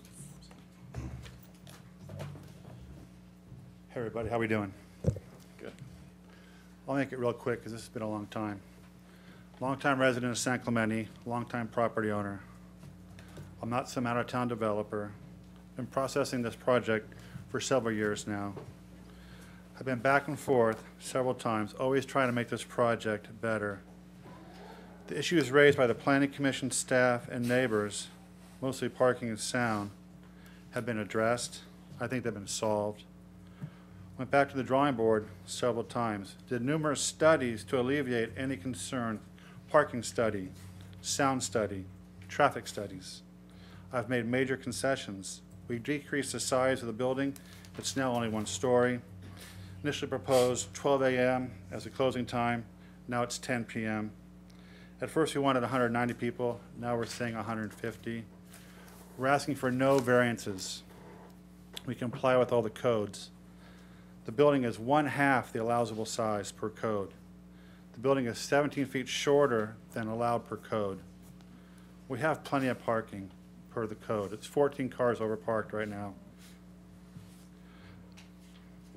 I'm willing to build the city parking lot at my cost and pay monthly rent for that. And they're not exclusive parking lots, parking spaces. I have ample on-site parking as well. I don't need any neighbors parking at all. The easement does not matter for my project to be approved. The valet service used will alleviate any queuing problems. That's already been proven by them and by Tom Franks. My consultants are all here, and they can answer any of your questions regarding the traffic, parking, valet, architecture. Thank you. Thanks, Don. And then our last card is Chuck. Not even going to try Chuck. My name's Chuck Krolikowski. I'm actually Mr. Don Kopoff's legal counsel. I'm handling the litigation. And since the issue was brought up, I threw my card in. Don was added to the lawsuit. He's never filed any lawsuits. He's been brought into a lawsuit regarding this easement dispute. The easement's not necessary for his project. He has the parking. And in fact, if one were to look at Mr. Neri's lawsuit, he's trying to enforce the easement. It's a reciprocal easement, which means if he actually wins the case, Mr. Kopoff gets more parking. He doesn't even need to build the off-site city parking, which would benefit the city. So if Mr. Neri is actually successful in his lawsuit, he has more available parking for his project, and we don't even need the city parking. So it's kind of ironic that he wants to come here and, or the arguments are there's this lawsuit, there's this easement. It doesn't matter to what we're doing tonight. It doesn't matter for his project. It complies with the codes. It meets the parking requirements. You know, it's a great project. Thank you. Thanks, Chuck. With that, we'll close the public hearing. Amber, where are you hiding at? There you go. Yeah, absolutely. Amber, can you clarify a couple things for me real quick? Yes. Does the proposed parking plan include parking for the employees or the guest employees? Yes, the requirement does include that. Okay. And is there a parking variance granted for this project? No. Okay. And can you talk a little bit about the 4-to-1 parking ratio? And is that typical for this type of venue? And do other type of venues also get a 4-to-1 parking ratio? Yes, every event facility in the city has a 4-to-1 parking ratio in it, with the exception of ones that are located in a mixed-use zone. They actually get a 5-to-1 parking ratio, so those are more intense. Where those numbers come from is a national average of parking that the city adopted. It was a study done on a nationwide analysis. Okay, and what does a standard restaurant get? Same, actually. 4 to 1. Restaurant 1 to 4, 1 to 5 if they're in the downtown. Thank you. Kathy? Hapa J's, do they have to get a special activity permit to hold receptions? Should they be getting one? We're hearing from the neighbors that that's a problem.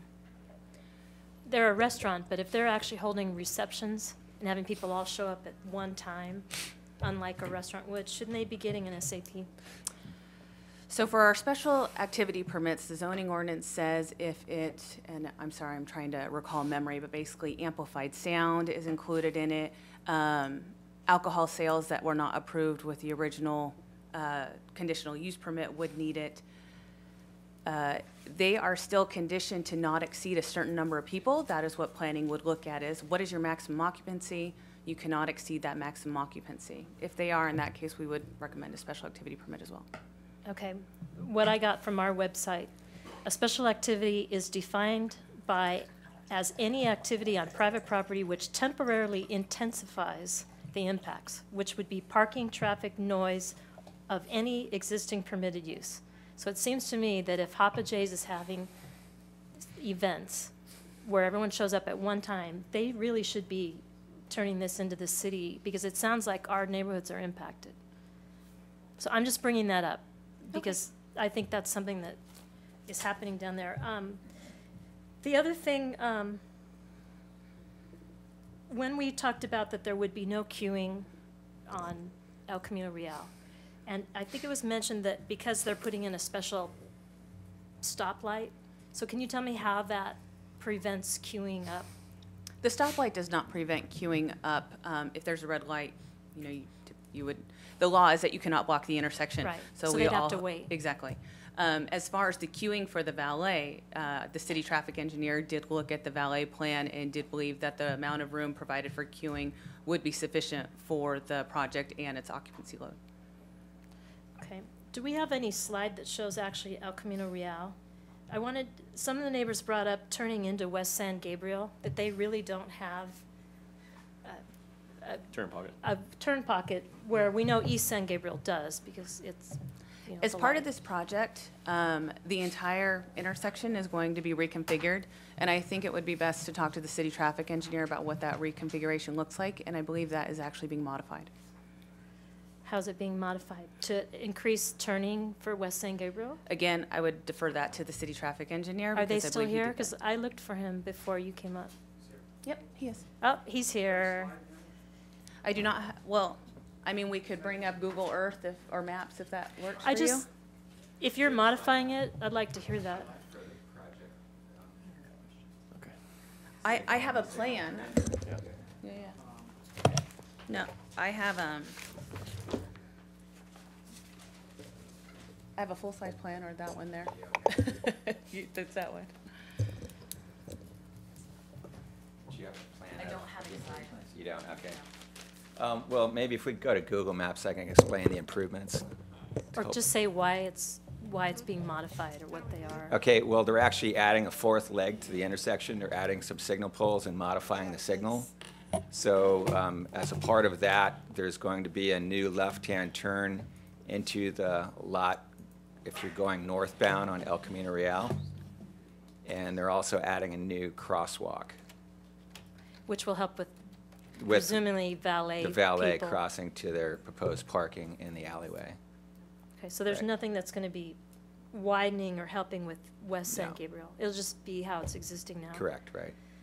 So just to reiterate, you said that there would be no queuing on El Camino? Well, we looked at the queuing capacity in the driveway, and we looked at the valet plans, and we believe that the valet operations can keep up with the drop-off velocity or queuing aspects. So And if there's no I'm not, valet? now, again, what I said at the planning commission is I can't guarantee that if you get an influx of 20 people at the same time that you'll never see a queuing issue on El Camino Real, but you could have that at any facility.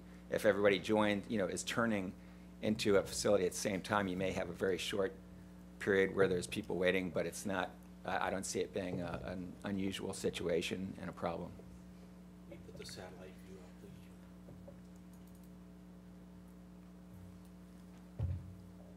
It'd be back. Go north. Tom, are those changes a requirement of approval? The applicant's going to pay for those changes? Right. Conditions of approval, right. Okay. Does anybody have any other questions for staff before we I really just have an issue with the wall, and I think that's probably Amber. And I know this has to do with Sano Tire's fence and all that, but one of things that I'm really worried about is impact to San Gabriel. And it seems to me like if there is a wall there, that would actually be a better result for that street, to not have people go onto their street at all. And maybe separate them from what's going on here, because I know you've done a lot with the noise, and I'll talk to you a little bit about that, because I'm a little concerned with outside amplified sound, if there's a special permit for that, 15 a year, when we've done all the work to make sure everything would be inside. So that's one thing, but the wall, one thing that I think I really need, I think I need that separation from the neighborhood in order to approve the project. I think it's a good idea. If there is a wall there, the one concern I had is, and Tom might answer this, but he's not here now, is if it was a wall, would there be an issue with noise from the freeway impacting that wall and going back into the neighborhood? So I actually thought a wood fence might be better, if that is something to consider. And a wood fence is more natural, but it would have to be kept up, and I think, is there plantings that were approved with that fence? So now let's just talk about Sano fence, Okay. because that is the only one that's proposing a fence. Right. It is conditioned to have landscaping between the fence and the public right-of-way. There's an existing, as you see in your packet, there were photographs of that. It ranges between 5 and 10 feet of landscaping on that side, and the zoning administrator conditioned it to actually have additional landscaping than what was proposed. That does propose a wood fence. That is consistent with the neighbor directly behind them that also has a cedar wood fence, so they were matching that. As far as sound differences between a wall and a fence, the sound engineer is here and can talk to that. Yeah, I'd like to know that if there's a difference, if there's a concern, because I certainly don't want to, say there should be a wall there, and we're going to bounce the sound back at the neighborhood. And I just want to clarify where you're saying the wall should be. Are you saying that the wall should be located on the existing easement? It would go along the San Gabriel so that no one could when there is an event, if there was a gate there, the gate would be shut, no one could go. So on a it. wall with a gate is what you're asking for? Yeah, not blocking it off. Still having a gate there, because I was hoping that there would be some decisions made on the agreements for the easements, because it sounds like everyone would benefit from that, but I'm not hearing that tonight. But, you know, certainly a gate. Okay, so let's address the sound issue, and we'll go ahead and bring the sound engineer up to answer that question for you. There you go. I'm sorry. I remember him from another planning commission meeting. Okay, the question was? If there was to be a wall on San Gabriel Right. instead of proposed fence, wood Right. fence, cedar, would there be a sound issue? Because they do have a lot of freeway noise on San Gabriel. Right, but that would be perpendicular to the freeway, right? Perpendicular, yes. Yeah, so the sound would be perpendicular to the wall. The reflections would come if it was parallel to the freeway. Also, the distance, I mean, I haven't done any calculations on that, but probably because of the distance, the height of the wall relative to freeway, it would be insignificant. Because it sits down. Right.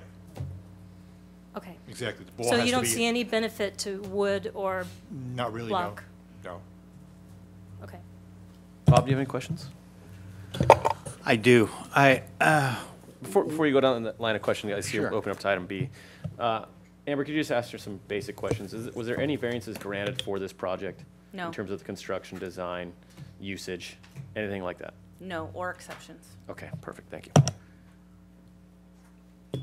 One of the issues is when people show up to this event, they're going to pull in initially to find parking.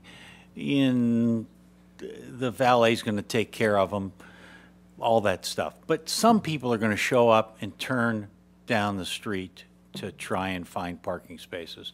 Have any, and when you get down to the end of the street, it's very difficult to turn around. It's not, there's no parking down there. I mean, there's just not any.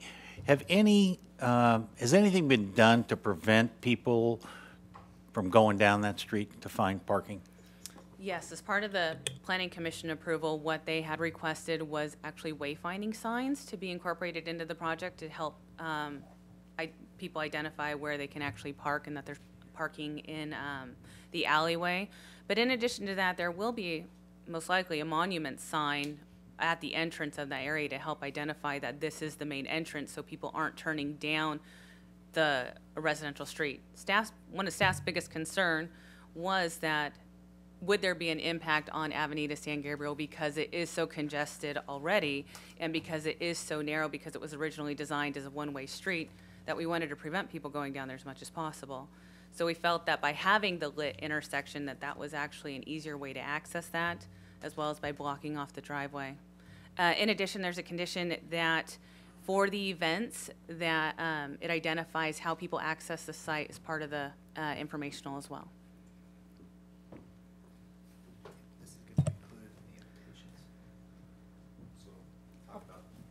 I can pass that around. Before we go on, I just, housekeeping issues, I just wanted to disclose that I spoke with Chuck Neary prior to this, so. This is a new thing. Do we have to announce who we spoke with? Because I spoke with Don Kapoff, I spoke with Chuck Neary. I mean, that's part of the job. Yeah. But I've noticed, is this a new? Well, this is a quasi-adjudicatory proceeding. So if there was testimony received from those encounters that hasn't been presented tonight, then we'd want you to disclose that to the letters that testimony. he submitted, If so. it's all covered, then that's not a But so do requirement. we have to announce that going forward? Because I noticed in planning commission minutes, it's all appearing. If Commissioners the are testimony announcing who that they you heard talked to. outside of the hearing is not repeated here, then, and you want to consider that testimony, then you That's should the disclose it situation. here. Yeah. Yeah, well, I've spoken to a lot of people too, but all the testimony's been given tonight, so, you know. Anyway, so what is this card you just handed me, sir? Oh, I was just going to say that when we invite people. Would you come to the microphone, please? I was just trying to say that when we invite people to an event, mainly weddings, this will be included and it'll be mandatory for our clients to send out to the guests, say as a wedding invitation. It'll have an RSVP. It will also have a card that announces how to get to the event center and what to do when you get there. It obviously will tell you that there's free valet, and we also mentioned do not use or refrain from parking in public spots. So it's just kind of guiding people to an event at La Ventura, and it says on there to pull in this way, get off this freeway, and then also when you get there, there's complimentary valet. So we Okay. think that that'll really stop people from trying to park off-site. And we've got here on this card, do not park on public streets. It might be reworded as refrain. Could be, yeah, it could use a little rework and maybe Please put do it not.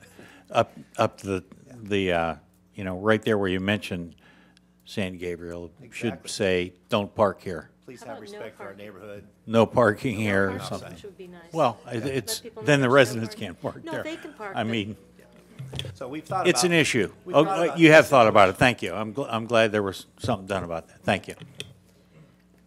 I have one more. Yeah. Okay, Amber. On condition number 11, we say that amplified sound is only permitted indoors. And we're very careful about the doors have to be shut and self-closing and all that. But then on 18, we do say outdoor amplified sound is part of this approval, that they would be able to have a special activity permit.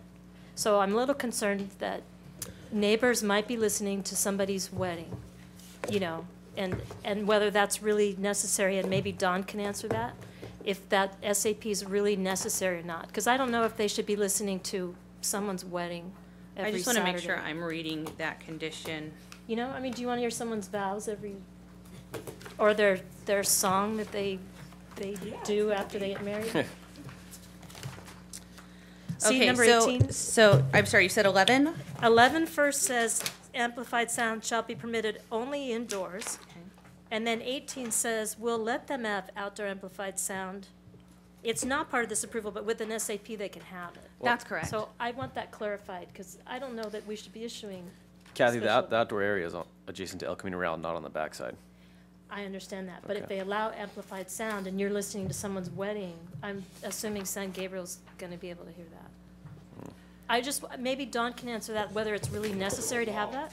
I'm sorry, well, hold on. So I can answer the first part about Okay. the special activity permit, and then what you're asking has actually been analyzed by the Sound Study as well, so he'd be happy to answer that for you also.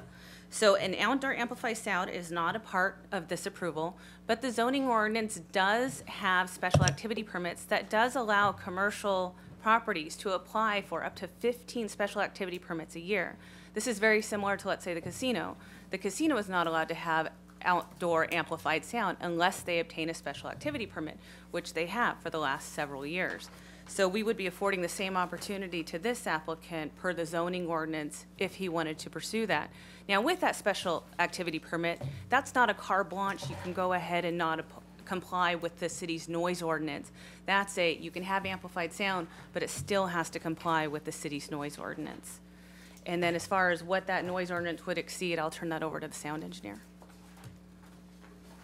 That's gonna be, we're talking about decibels Well, and all but we're not even talking about that this evening. That's gonna be a separate issue, so I don't think we need to go delve into that.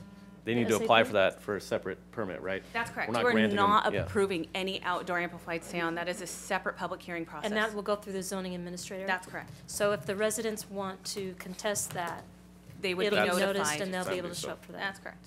Okay. I'd like to just note something. Commissioner Ward, also, SAPs are performance-based, so it's incumbent on the applicant to do a good job.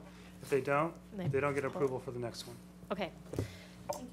Amber, can I just talk about one last thing? That's you know, when I was looking at the site, you know, if this all goes through, there is a eucalyptus tree that is in the, I think the sidewalk, the public right-of-way area, and it looks dangerous to me, and if they're repaving everything, I mean, can we suggest that someone looks at that? I'm not sure if it's our tree or. Joanne, can you spin the thing? I think maybe it should go.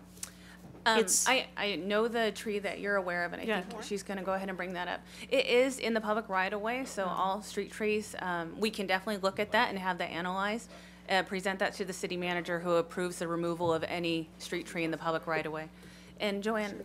I was would- concerned I on would do how mine it as a looks part. like it's been cut or not cut. It just looks really heavy. Amber, can you move it so that we're looking at the lot and site? I can't. My mouse doesn't Oh, work. okay. Okay. I'm Laura, sorry. can you move it so we Otherwise can? I would. You know, I can never get this to work properly at home either, completely. it goes. Laura, do you know how to where I use don't it? want to. Joanne, you mind letting Laura take it over? Just move so we're looking at the site and not looking at the liquor store. Laura, No. can I just come You up? guys are killing me, Smalls. We're going to have a Google Earth class. This is the only one thing I can do on a computer. I feel really Can you? special tonight. I know how to only use do this it half function. the time, and so. then sometimes it just goes where I don't want it to. There's the tree. Yeah. There If we we're go. doing, you know, I just want to ask that we look at that. If we're going to be doing landscaping, and I'm hoping there's going to be a fence there and a gate and all that, that maybe that tree needs to go. I think we can, we can just go ahead and add that as a condition of approval. Well, If you stood under it, you would be afraid, let me tell you. Okay, I think, wait, let me just make sure that's the only question I have of Amber while she's up here before we get into discussion. I think that's it. Okay. No. have discussion. Yeah, no other questions for staff? You know, Well, I don't have questions, but I want to compliment our planning commission on doing an exhaustive and thorough assessment of this project, and I hope we're not repeating too much of what they've done tonight. And I also would like to say that the 2 or 3 people talked about focusing on this end of town with sensible being my word, sensible projects, and this project seems like it is a real interesting addition in a positive way to the south end of town, both in terms of its scale and the nature of the proposed use. great. Thanks, Lori. Wow, I don't know where to start. You just jumbled my brain a little bit there. You know, this is interesting to have so many residents opposed to a project that's underhyped, undersized, and overparked, because usually I'm the one sitting up here trying to fight these projects that are overbuilt, underparked, and not in character with our community. So, one, I applaud you all coming out and speaking, and I wish you would all come out on a consistent basis, and so we can get some support from this side in terms of projects that don't fit within the community, don't match our rules, and are searching out variances and exceptions from staff, because we definitely need more people like you speaking up. Unfortunately, this project falls within every allowable code, and they've done so in an underwhelming fashion in terms of the fact that they're below what's allowed. My concern with this one is the fence. I see how it could be a positive for the community. I completely get that. But right now, there's just too many unknowns in terms of variances and rules, and I'm not going to be in support of putting up a fence when we have people who have a legal thoroughfare right way to it. It just doesn't make sense to me. It's a neighbor dispute. If you guys get that figured out and you want to come back and build a fence, which it sounds like, I heard mixed reviews on whether the community wants it or not, but if you can get support for it and come back later and show that the easement's gone, then I'd support it then. But as of right now, I'm not going to support a fence or a wall. So, What about if a gate was installed across the easement? no, then just don't put it up. Or eliminate the easement. I'm not going to get involved in the squabble until it's decided. So, no fence.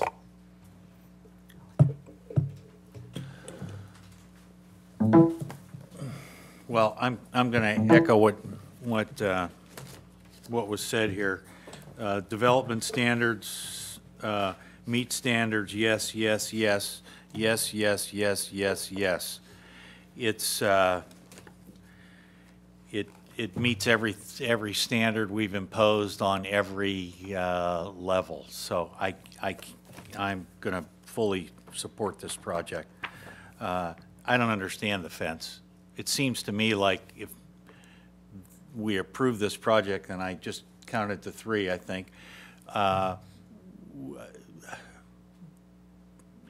we're going to have to talk about that fence some more, because I don't understand that. Why in the world would we want to do a fence like that? Maybe can we take a minute and ask the applicant? We've counted to. We've counted 3 already. For that, can we ask about the fence here? If you really want to hear about it, we can, but I would say we just wait until the easement's determined. I think Mitch explains Well, it maybe much we can- better, and that's testimony we haven't gotten yet.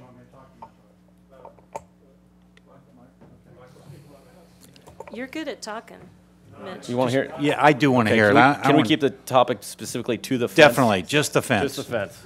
Or wall. No, why are we putting it up? What's it? My name is Mike Hallbecker. I am legal counsel for Mitch Tuart, and I will speak only to the fence application. As I understand it, the application for a permit requests a permit that is good for a full year, with a chance to renew that for additional 1 to 2 years to build a fence. I also understand that Mitch and Don have an agreement that if Don's project gets approved, he will sell that portion of his property to Don, essentially obviating a need for a fence. The problem is that Don's project is not yet built, and it is not necessarily going to be built, or the ground has not been broken on Don's project. So my client, Mr. Tuart, has applied for a permit for a fence that will be a valid permit for a full year, which he can use to build a fence if approved in the event Don does not break ground on his project, which is before this council. Thank you. You cleared it up for me. Thank you. Is there anything that you would add to that that would help? Well, just know that the fence that he has a permit for is to totally encapsulate his current property, not just on San Gabriel. The reason for that is Mitch wants to protect his property from vandalism and dumping and trespassing. So what he's saying is that if I don't build, then he'll put the fence around his property. If I build, I buy his property, then he goes, hey, it's not mine anymore. That's Mitch's concern. Don, oh, I'm sorry. Don't step so down. it's not the. So I got it. Don, before you step down, because you seem like a pretty reasonable man, it sounds to me like there's some serious discourse with the community in your project, and I'm hopeful that if your project gets approved this evening, you do get that separate parcel of land, you'll work with the community. If they do collectively decide they want a fence, which I think they may, and the easement goes away, that you will come back in the future and get the fence or do whatever you can to mend.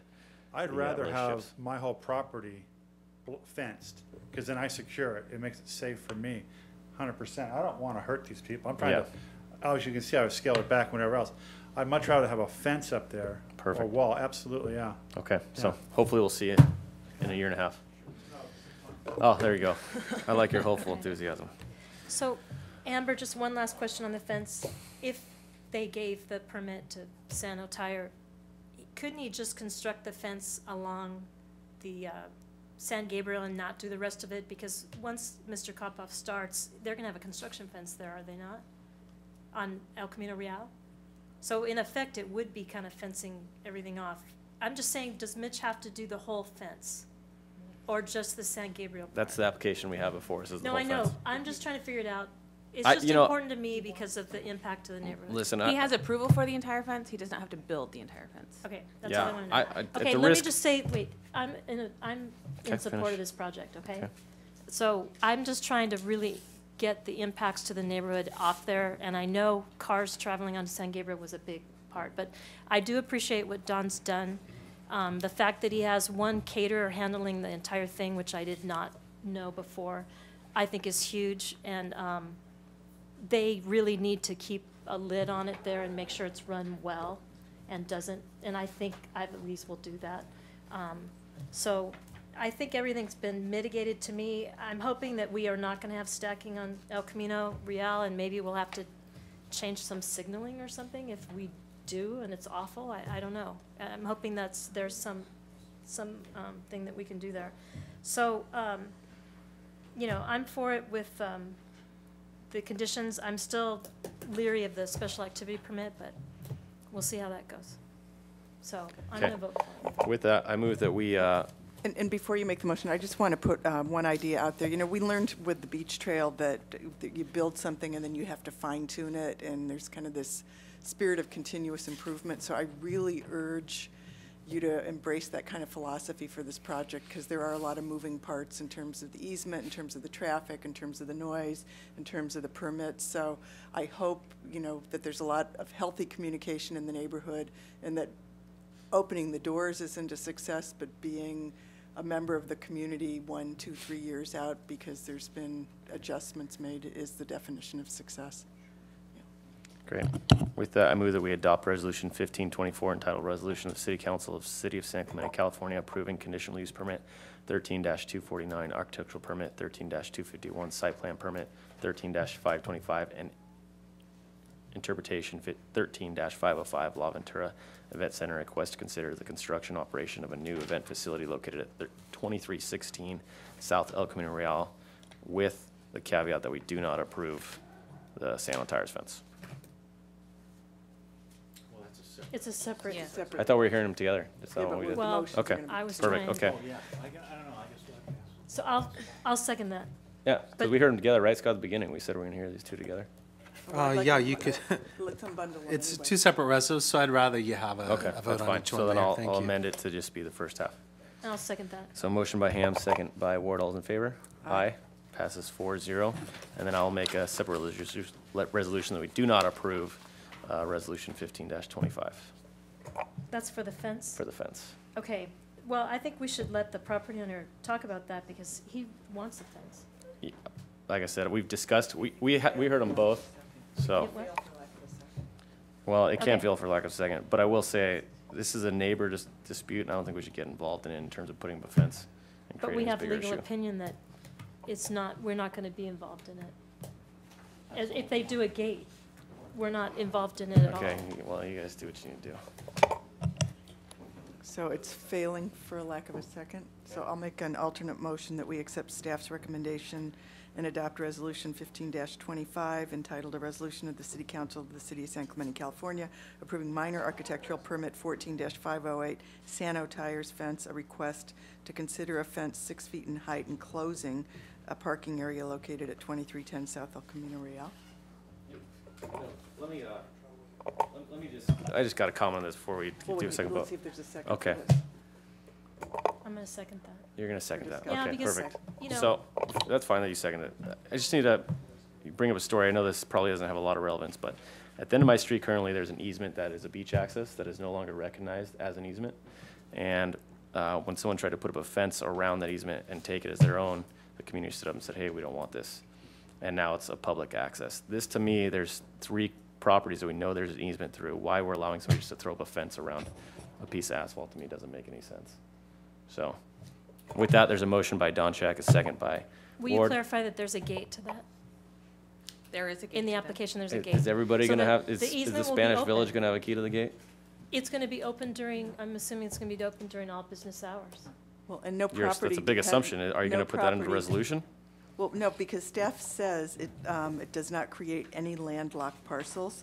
If it did, or if it impacted safety, they would have directed us differently, but they're saying the easement does not provide sole access to any one parcel. Chris, to what you're saying, I think the easement is important, but I think all the property owners need to share alike in it.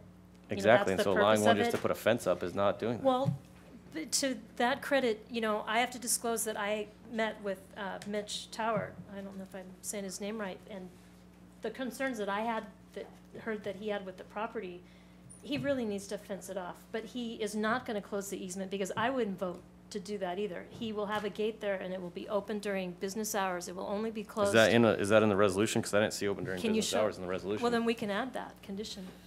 Because I wouldn't do that either. But with the Well, gate as it there, is, it's you're just not putting up- blocking the easement. At night, if it's closed, it stops vacancy and vandalism and all that, which would actually benefit all Well, of if us. there is an easement, if there's a support for, or if there's in the Only a resolution gate. verbiage saying that it's a gate required to be open during business hours, Okay. that's totally different than what the resolution is in front of me. So, I want to clarify that the proposed plans that we have for that only have a gate on San Gabriel. We do not have a gate on the inland side where the easement goes through. Now, if we talk to the applicant and see if he's open to a gate and open to requiring that gate to be open during hours of operation, but, you know, there's no hours identified in the easement that we don't want to get involved in, so I don't know what the requirement, if that meets.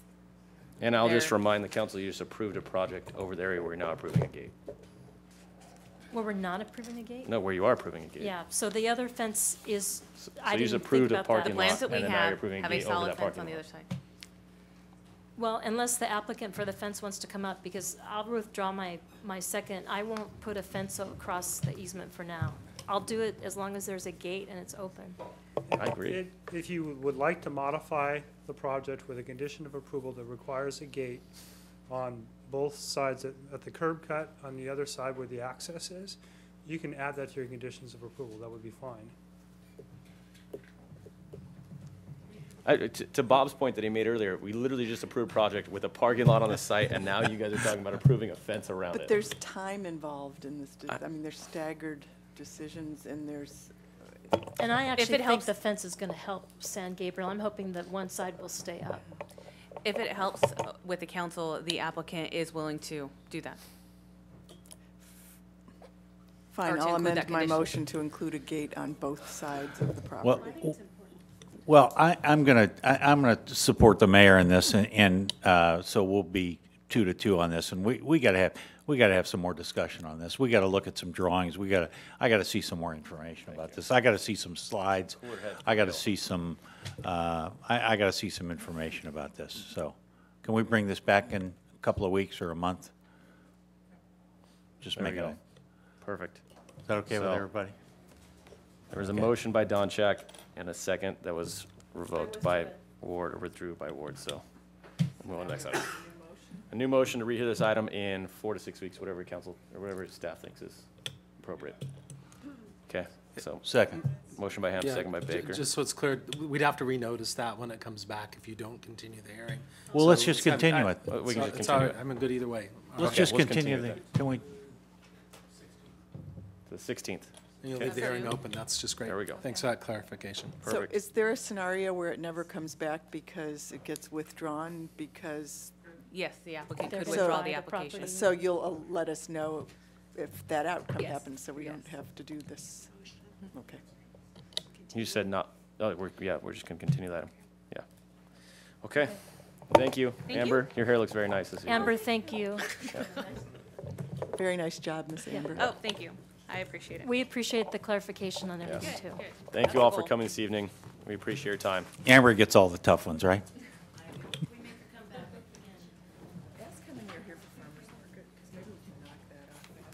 I don't think.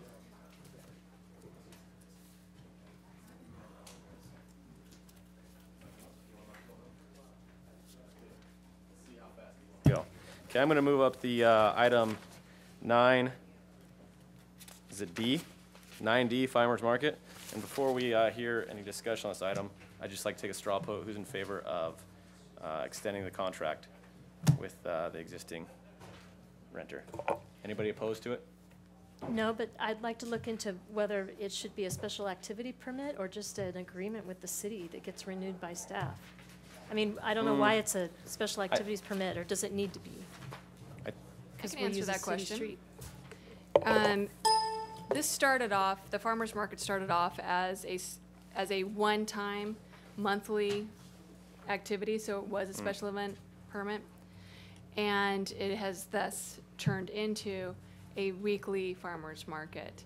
And so it was under the city council's purview to be able to extend it. It is actually staff's recommendation that if council chooses to continue with Mr. Heil or somebody else, to make it an agreement, an official agreement, as opposed to a special event. Perfect. I think that would be a lot better.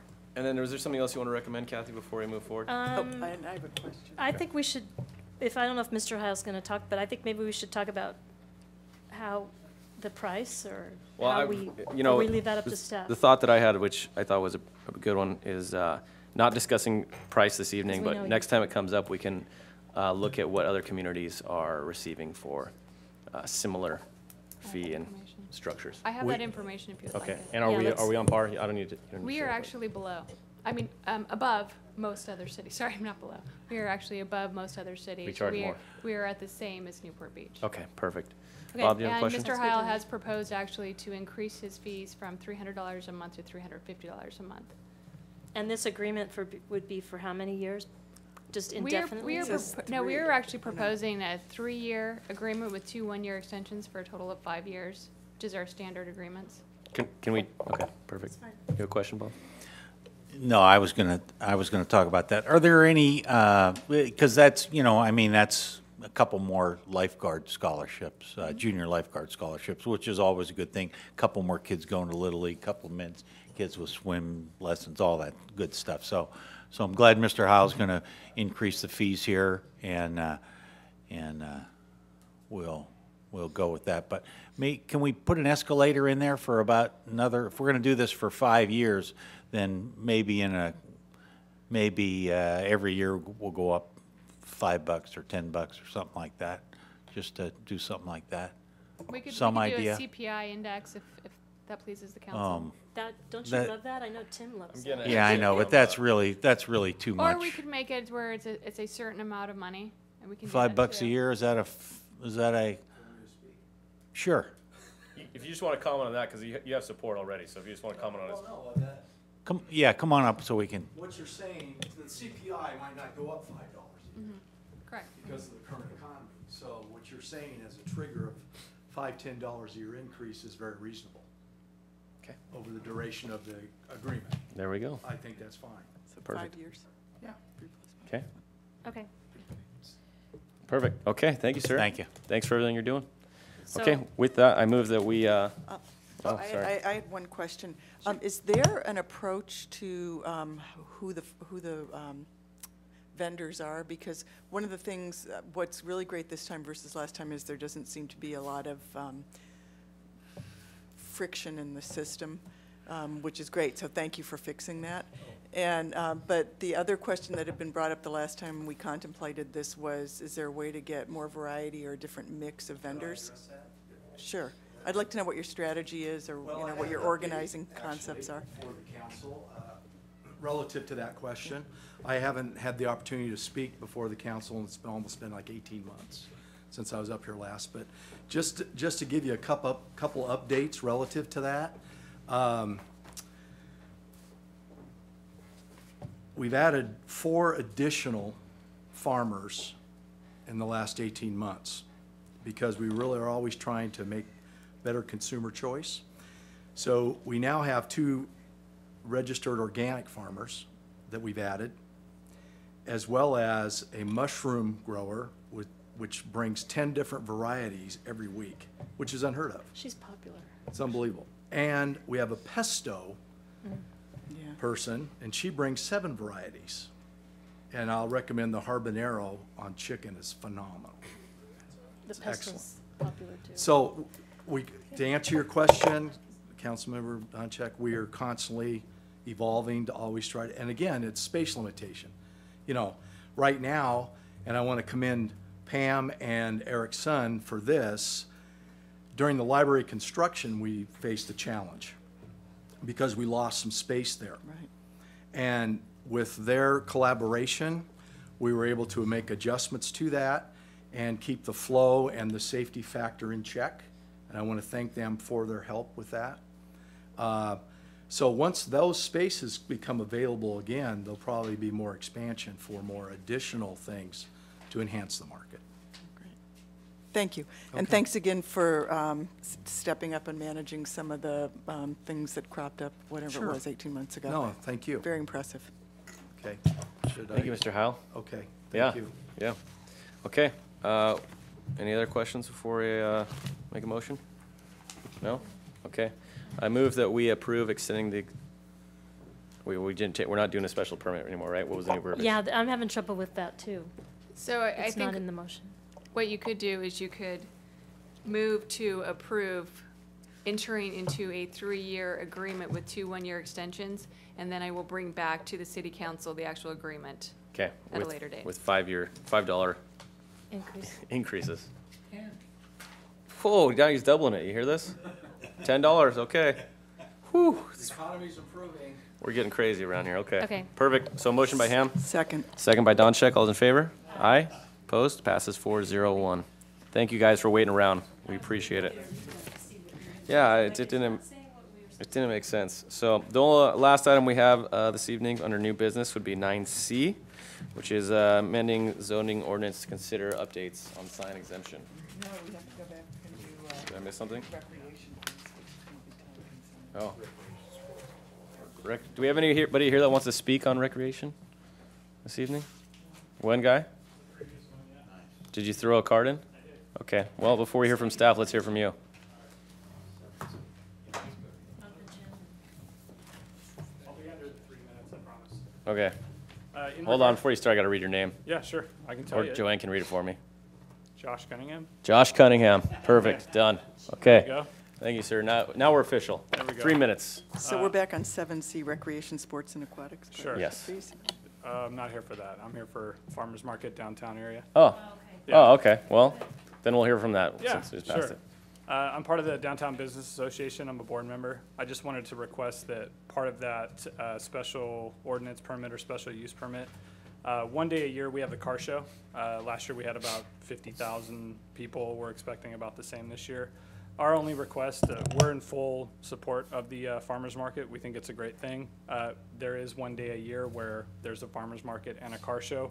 We're requesting that once that year, we would be allotted that space during that time so that we could expand the car show and have more family-oriented areas down at the south end of town. Kyle, can you see if he's still out there? That way, we could open up the bottom end of the street to allow more of a hangout place for people to live in the community. And so we're just requesting that one day a year, we would address that. So that's pretty much it. But as far as everything else goes, we're in full support of it. We just would say that while you're looking at that and while you're analyzing whether to extend that, just one day a year, let us have the option of having the whole street. So that's Gotcha. all. Thanks. Thank you, sir. Sounds like Kathy wants to discuss that, so can you bring that back to us when you bring it back? Staff, perfect. Thanks, Pam.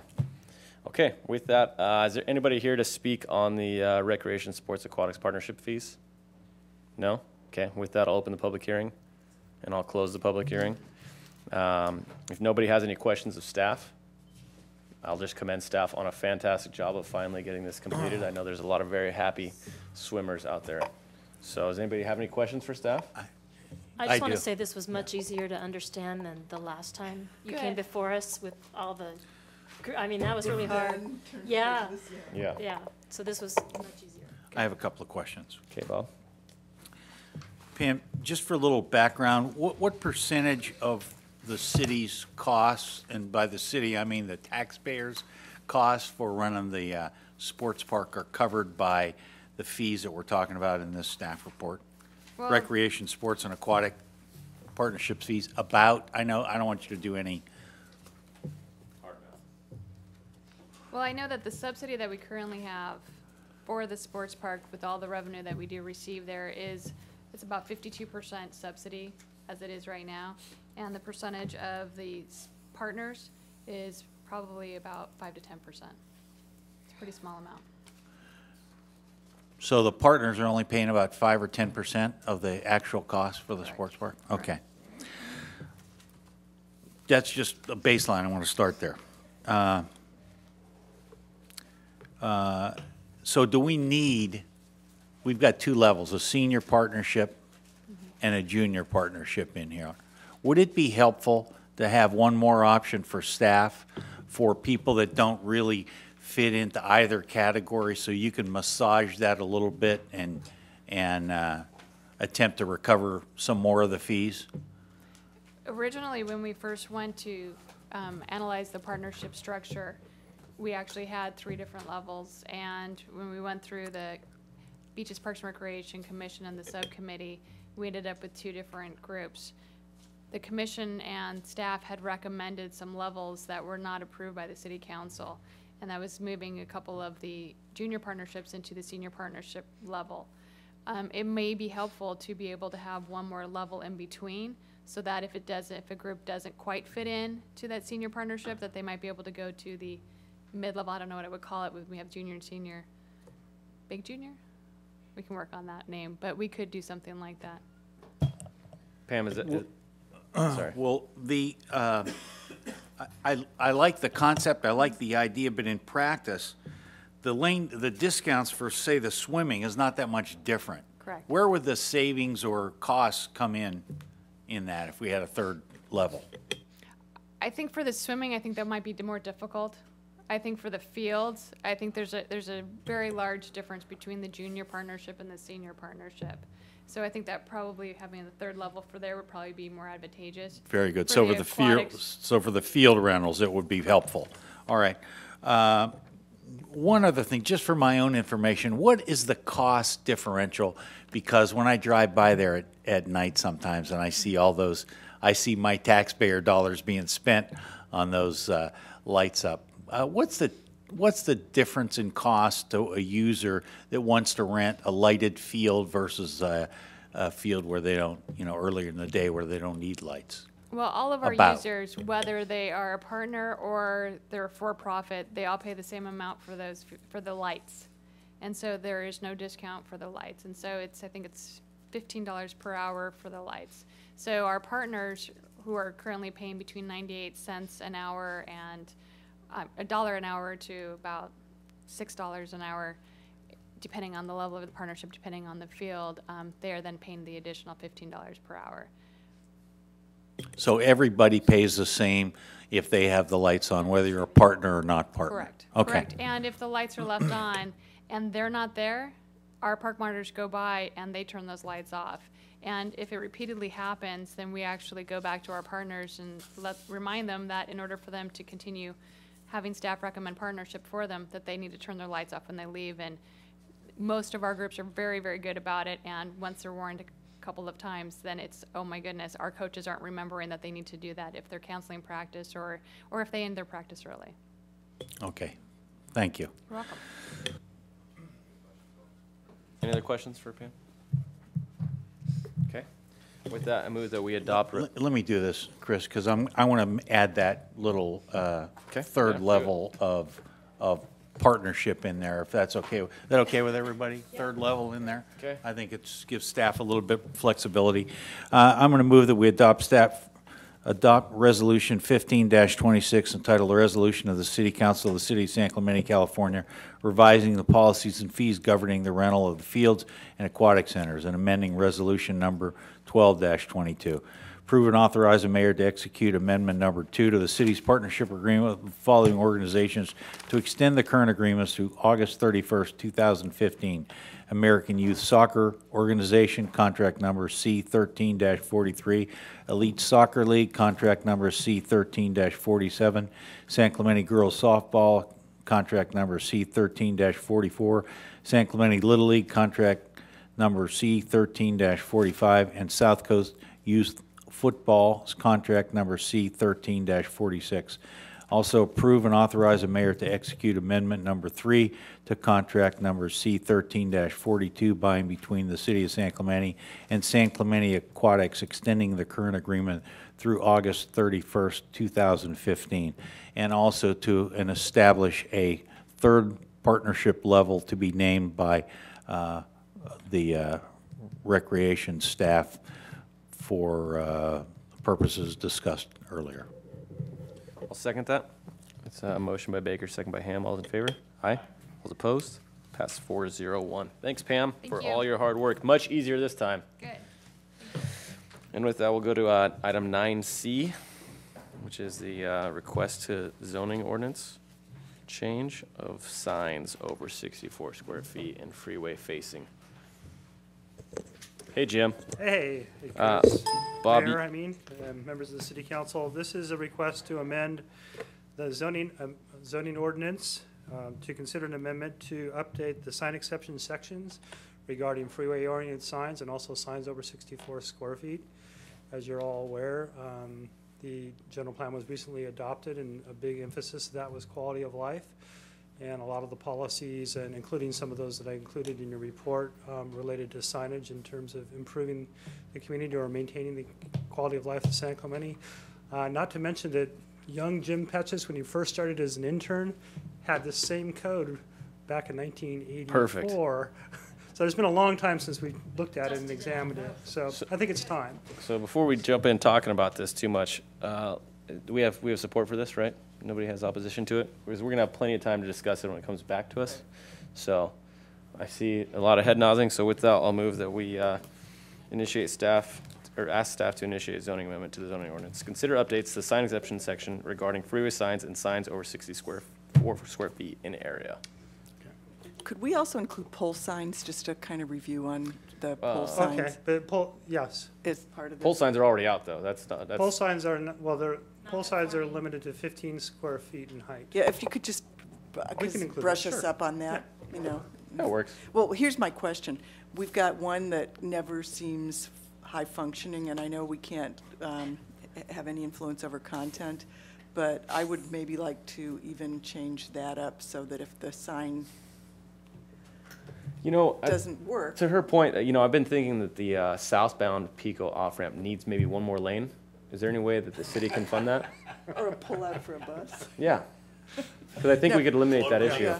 Yeah. We'll add that to the sign code. My should've point taken is that this, into it's a privilege consideration. at this point, and we only have a What were couple we men thinking? standing. And so I'd really like to know, and this might be for you, Scott, if it's not functioning, what sanctions can we exercise? Yeah, Mayor and Council, that can be a maintenance standard, and I doubt we have that in the code now, but that could be some Okay, great. that we would look So at. Yeah, that they creating- have to Are be. we And fine to your with point, that? I like the fact that we're going to talk about just pole signs in general, even just small ones. So that's good. Yeah, Yep. So okay, I so still can- motion. Are you fine with that? I'm fine with that. I'll amend my put that motion to generally. add what Ms. Donchek.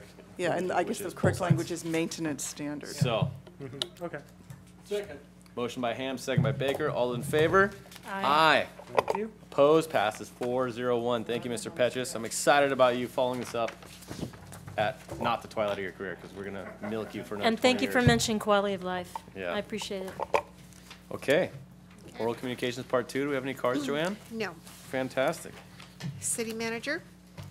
No comments. City attorney? Nothing tonight, thank you. Council members? Lori? I've got two things. One involves a PowerPoint slide. For those of you that don't do Facebook, That doesn't exist. Or- crazy. no, well, this has been flying around on Facebook.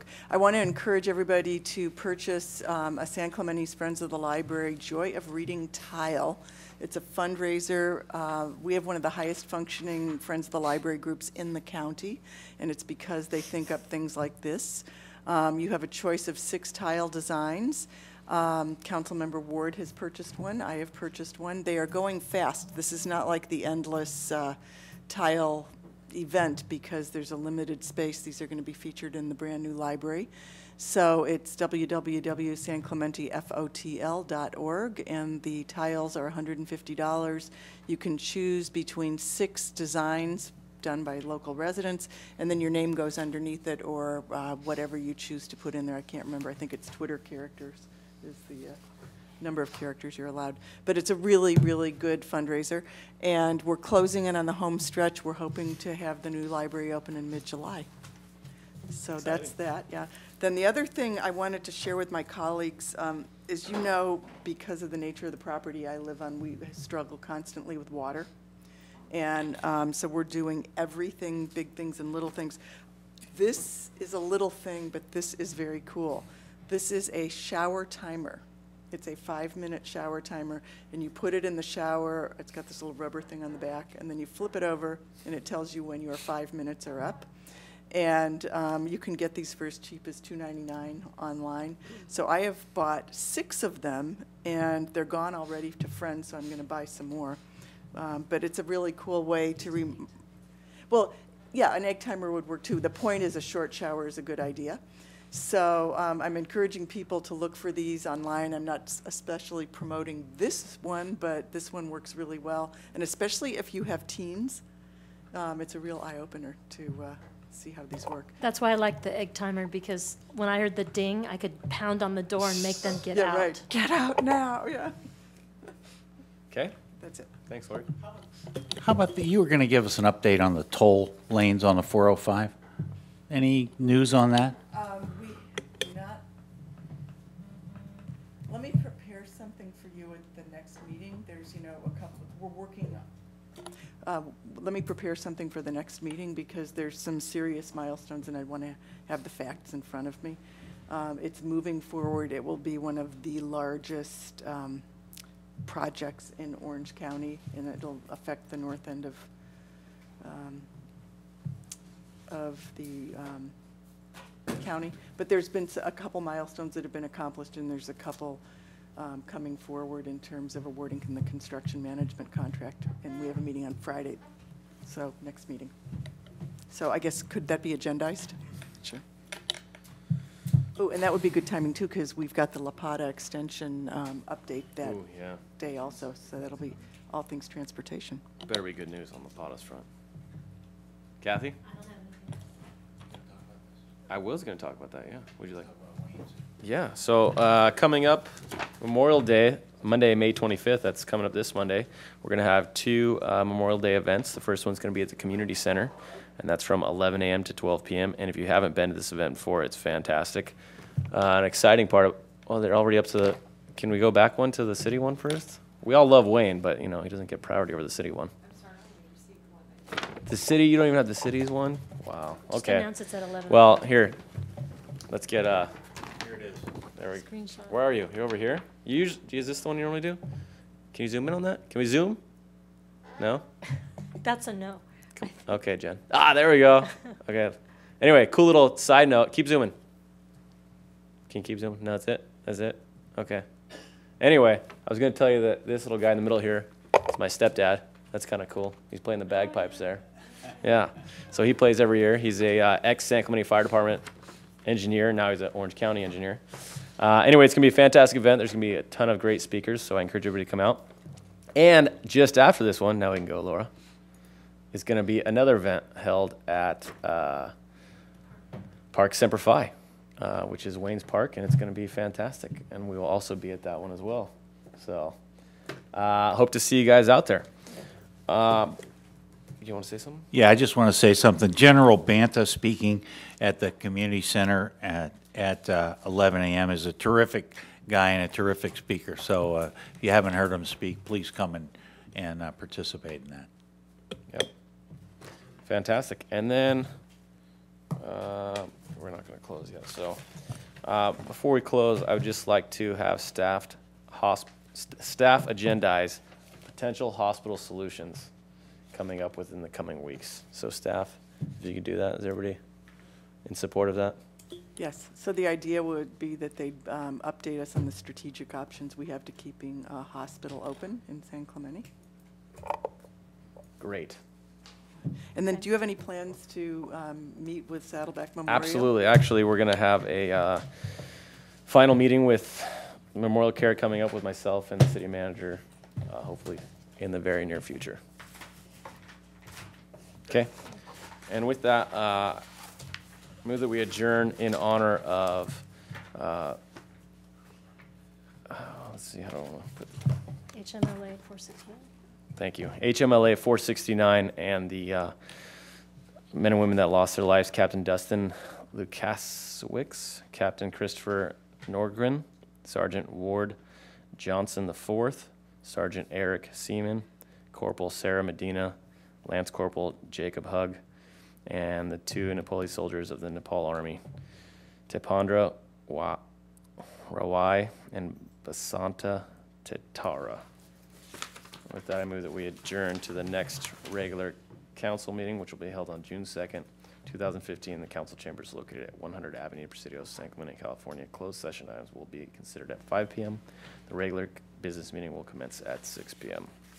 Second. Motion by Ham, second by Ward. All's in favor? Aye. Passes 401.